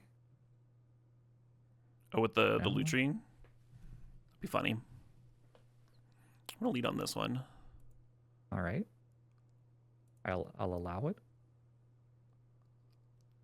Wrath of God. Well, we found Corpse Dance.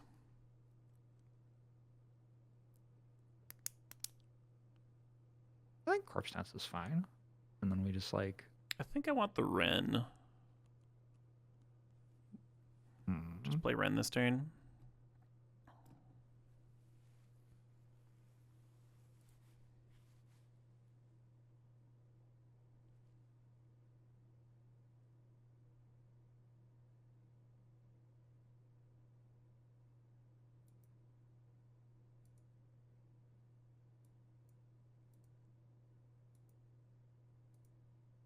We almost could have played it twice.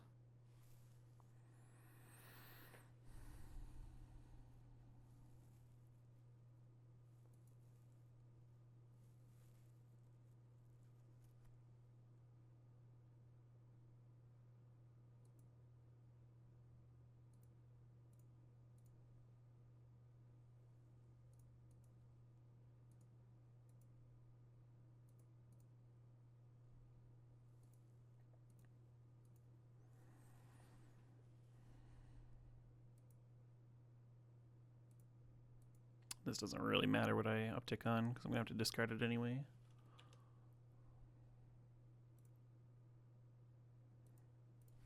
Well,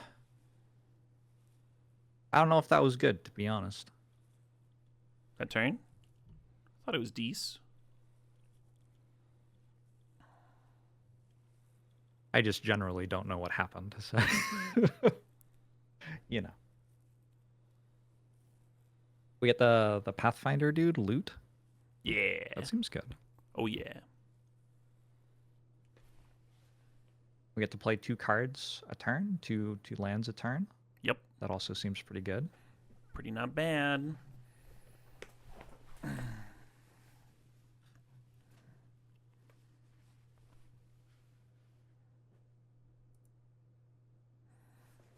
Could have Crocus to protect loot, but I think I prefer playing the Lutri out here.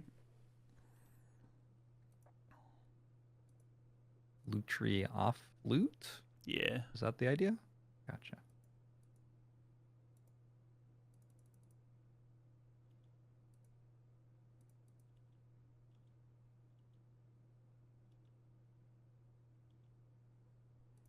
Could have also Paragoned pre-combat, but then...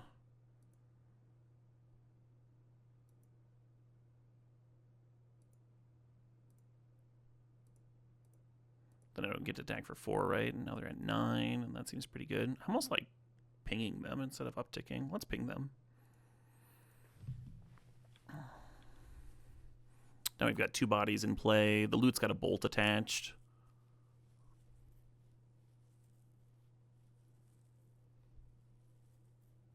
The math is mathing, Caleb. Is this game 1 or 2? This... Where does it say? This is game 1. Game 1 of the finals. Oh. What day is it? Wednesday. Wednesday. All right. Thank you. I'm now reoriented.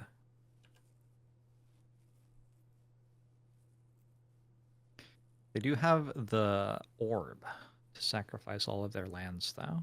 Yep. Attacking me. I think I let them drop into 2. Do that? And then we 7 them, and then have another 4. Yeah. They're on 1? But that's more than and they 0. have to sack their lands. They do have to sack their lands. We can make them sack 1 land already if we block. Yeah, I guess that's pretty good. All right. The Ren can also downtick on the Llanowar Elves. It just like feels safer to trade whether it actually is safer or not. Oh yeah, we have this Mana Vault going too. This is good.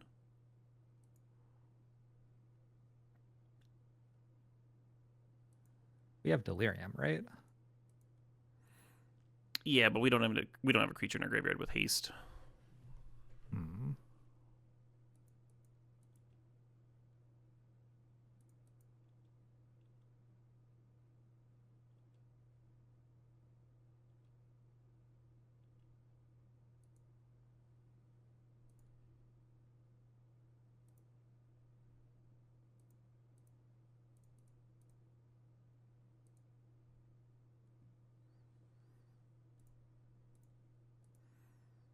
Then I'm just going to make them sack a land here.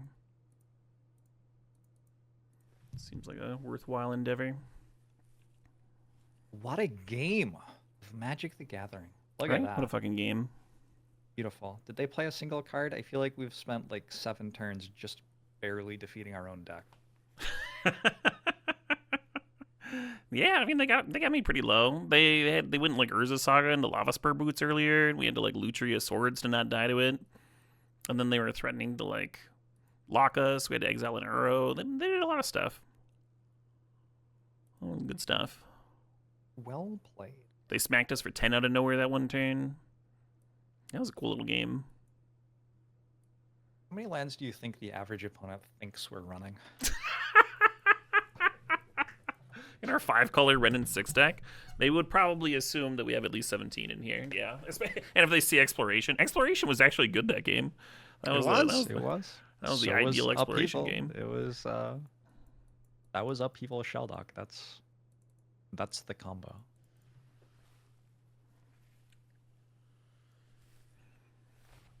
It was nice that Upheaval got to shine at least one of these. It's beautiful. Oh no, but we can't Atalia into Ugin because they're both in the hand. I think we have to take them all. There we go, and then we bin the Ugin.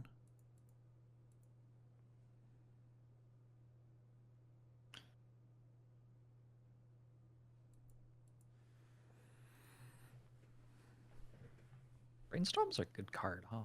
Brainstorm's a very good card. Getting kind of close to Atali.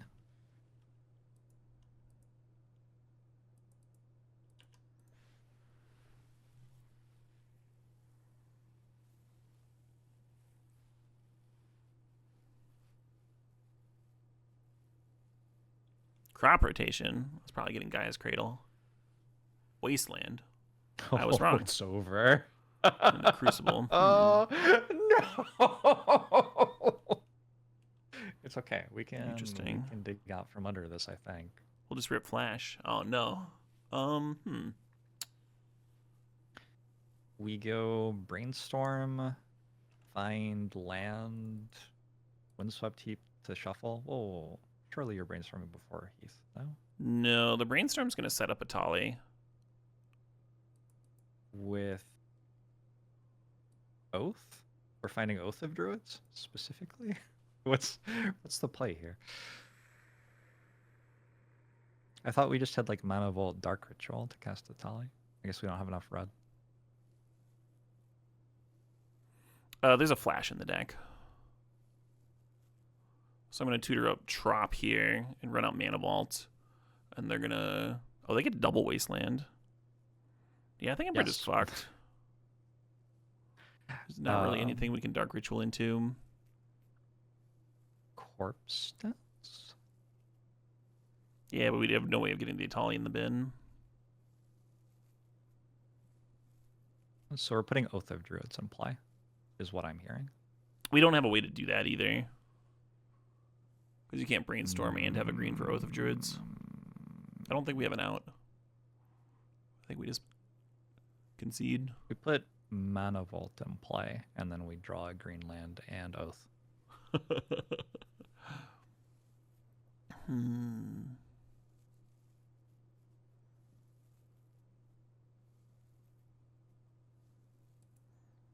Maybe they just don't double Wasteland us.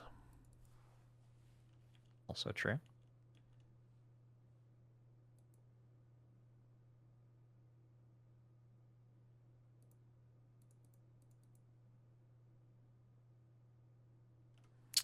We found the blue source. We did not find the Flash. Oh well.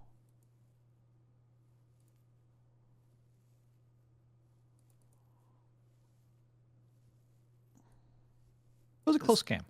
Yeah, it seems like that might be a sort of strategy that you might want to play some basics against. And lesser streamers would board in a pile of basics, but we are going to stick to our guns. I'm not afraid. We have a Ren and 6. Let's get a Ren and 6 down. We're on the play. We'll be all right. We are on the play. Have we lost on the play a single time? I don't think so. Ooh. Holy shit. GG. Oh, come on. Turn 1 Dorcas.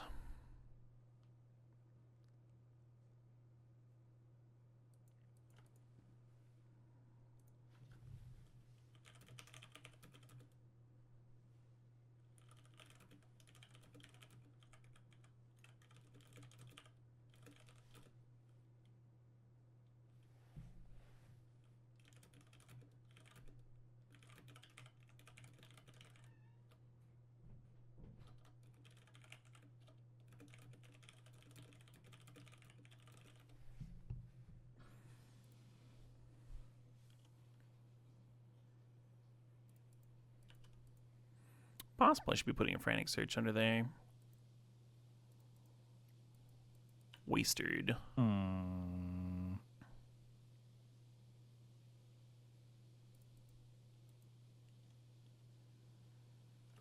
get a triome here. Probably a red source. I wonder if we are meant to hold Marsh Flats because it can survive a turn against Wasteland. If they Crucible lock us from this, it's going to be pretty slow.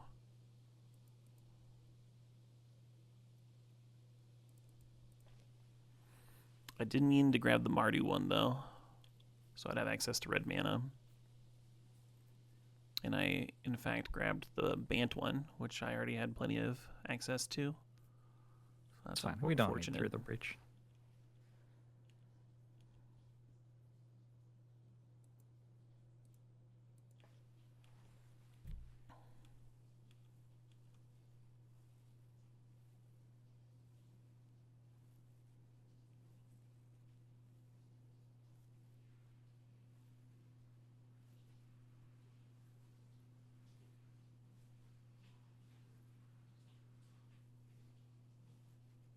Resolve? We're going to let that resolve, yeah. It's going to get back Wasteland, which I'm sure they're excited about. But it'll still be a creature for this Oath, and that is our plan. We'll see if that'll work out. It might not. If they have a way to answer the Oath, that'd be a bummer. Well, we also have a... I mean, in theory, we could have a counterspell here, not saying that we do. We probably won't. It's just smart to Wasteland the blue source before hitting the Oath, right? Oh, yeah.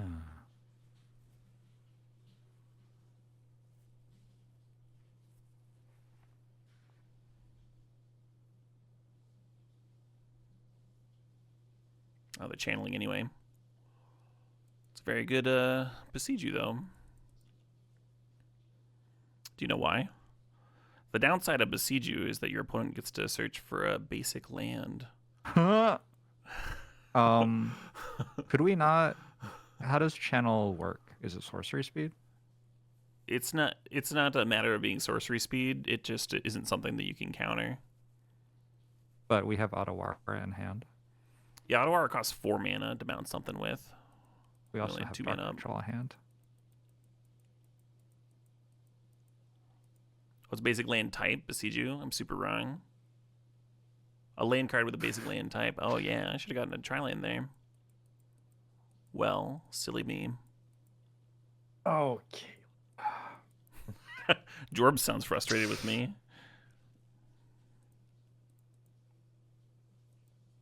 Oh shit, what up? Hey engineer, thanks for the sub.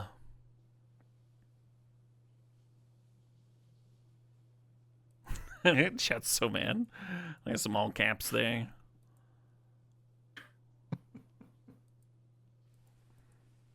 And the issue with this Tameo resolving is it does get to rebuy Wasteland. Oh no, they upticked. Huh. Well, never mind, there's no issue with this resolving.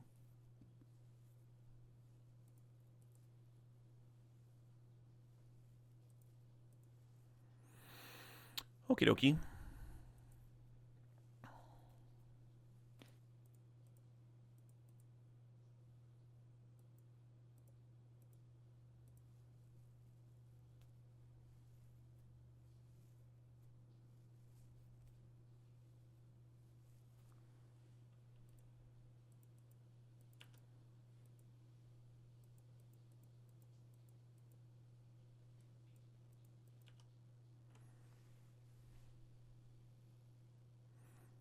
I feel like we're in with a shot here.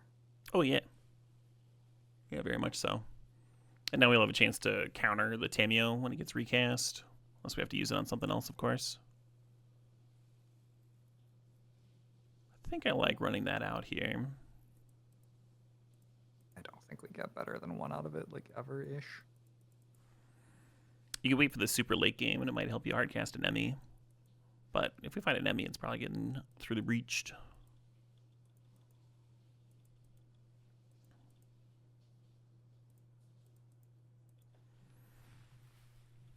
It'd be nice to cycle the Triome, but it is, of course, our red source.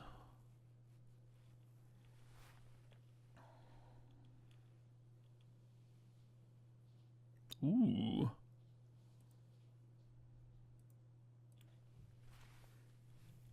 That's an exciting draw, I tell you.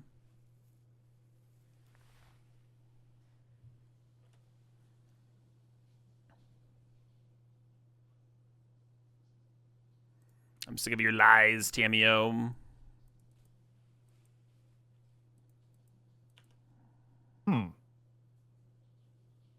This feels quite playable right now.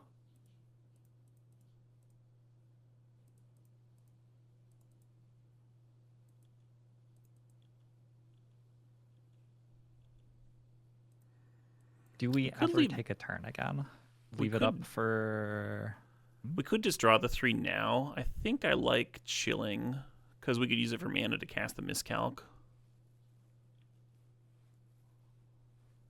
It's 3 of any color. Gotcha. Yeah.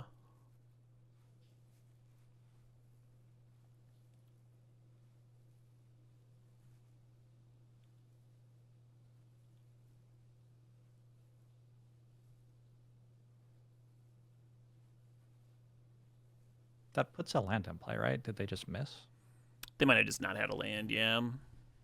Only spell. Walking Ballista. I don't think I care about this Ballista. I'm just going to draw 3. I hope not. Good grief.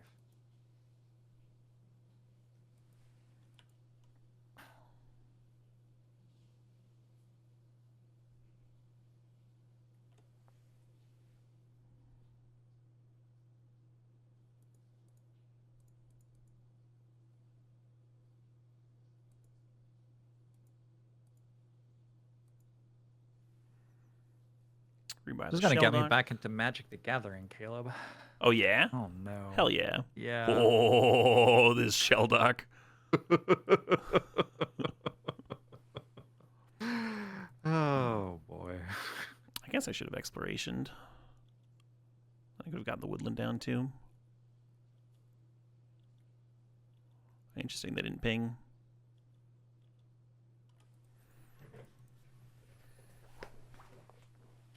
You see the writing on the wall here. That's awkward. Because let them answer my Shelldock. Got a couple of things in play. We do, yeah.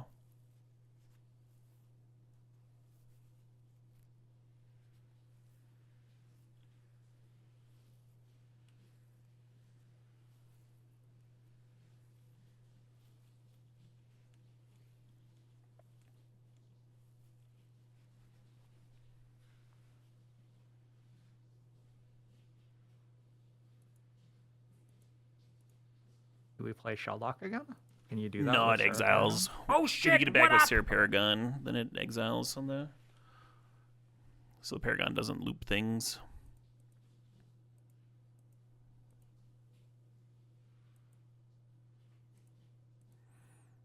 Let's see what we got.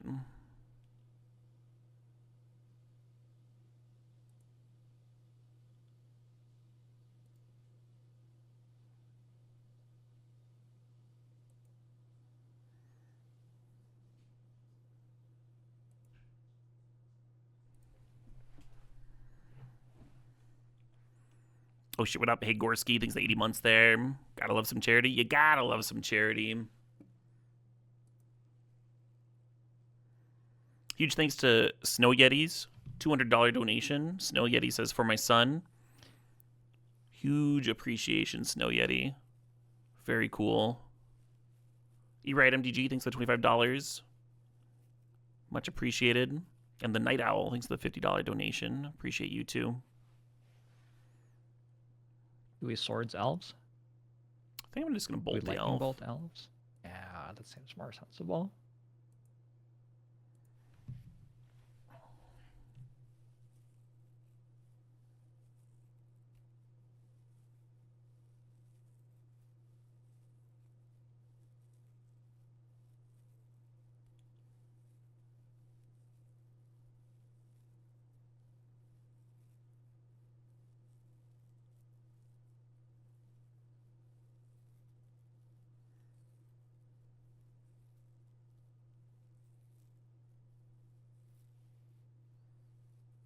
Did you turn the music off just for me? Yeah. I've had guests on where I have the tunes on like very quiet. I'm honored. In general, I do like your music a lot. I turn the tunes off. It can make it hard to understand when there's two people talking. It can make it like it's kind of like a third voice almost. And you can't hear how loud the music is. So like when I'm talking, I can hear like my own volume in relation to the music's volume. I know how loud to talk. Like you don't get that unless you're like plugged into the same. And I have had guests in the room with me, and then like have an audio splitter on my mic, and that worked pretty well. But obviously, I can't do that with everybody.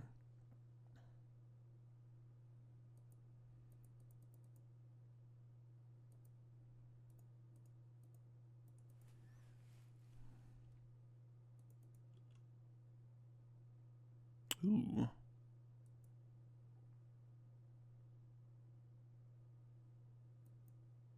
So if I get this back, I probably want to leave the land in the graveyard, so I still have delirium.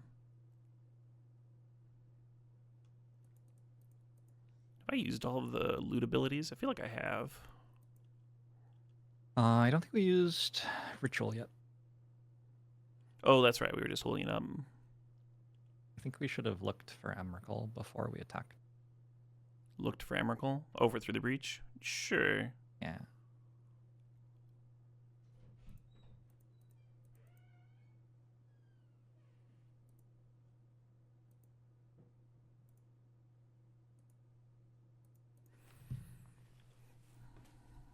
I guess this works too. Looks kind of winning.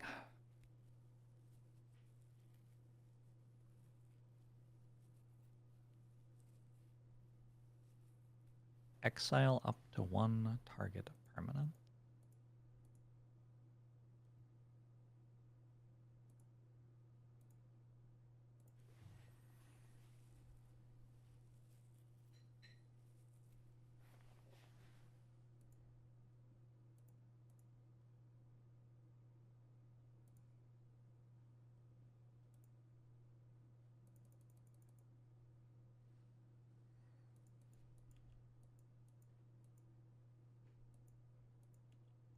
Zurinorb. Oh my god.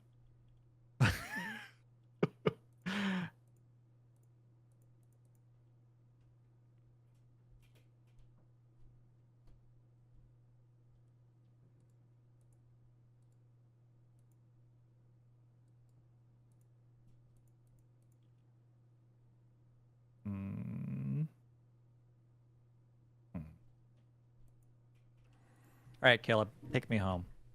Take you home? Yeah.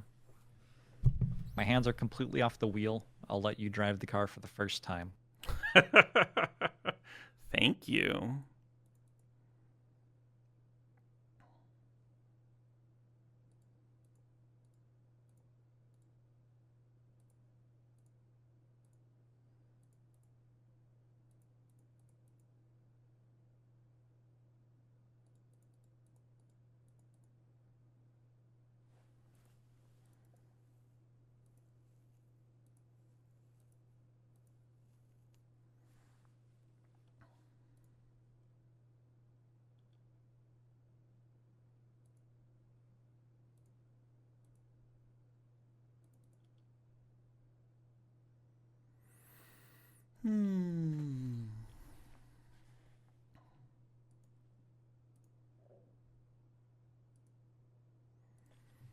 So the nice thing about Through the Breaching, the prime time, is the downside is we have to sack it at end of turn, but then the Shifting Woodlands can just become it next turn.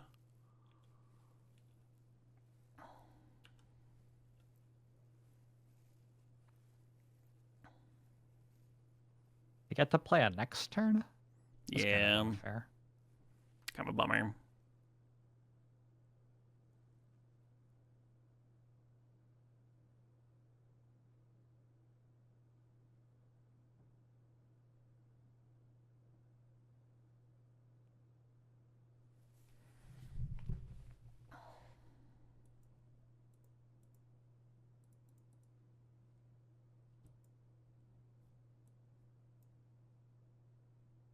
Pretty sure one of those works. Well, I've learned a lot about Vintage Cube today. Oh, yeah? Thanks for showing me what not to do and what to do. Oh, yeah.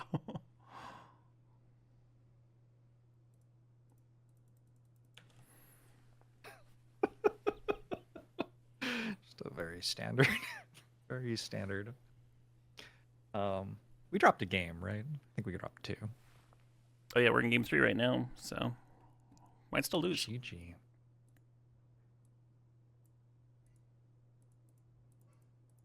It's losable? I'm only on 2 minutes on the clock here. Playing with my heart.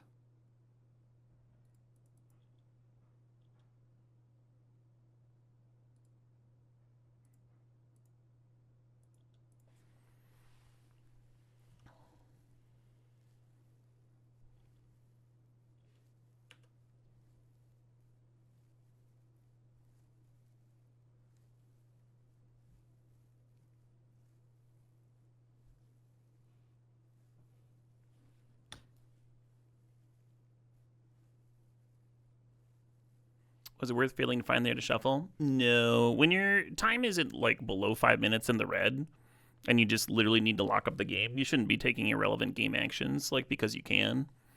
Like random like piddly value decisions are not something you should be even thinking about. Very funny. All right. Channel for the win. The opponent found lethal. Hell yeah. GG, good draft. Well played. That was such a good time. Wow. You like how we try-harded with the Boro stack? And oh, that's when we were try-harding? Okay. That's when I was try-harding. Okay. I haven't breathed for like an hour. Right? That was a tense league. Every line. There were so many cool games in there. That was a lot of fun.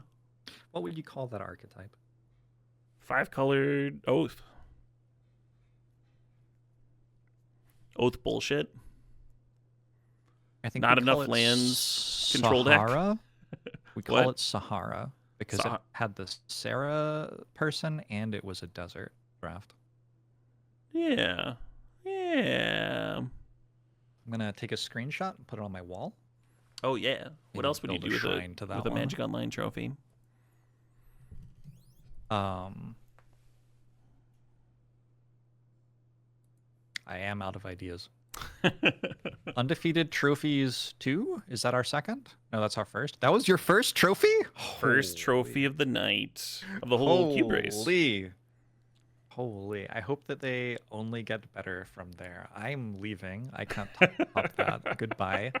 Thanks for having me. Goodbye and good night. Thanks for coming on, Jorb. You're an absolute blast. Thanks for donating for this crazy stip. I think of course, it paid off incredibly well, obviously.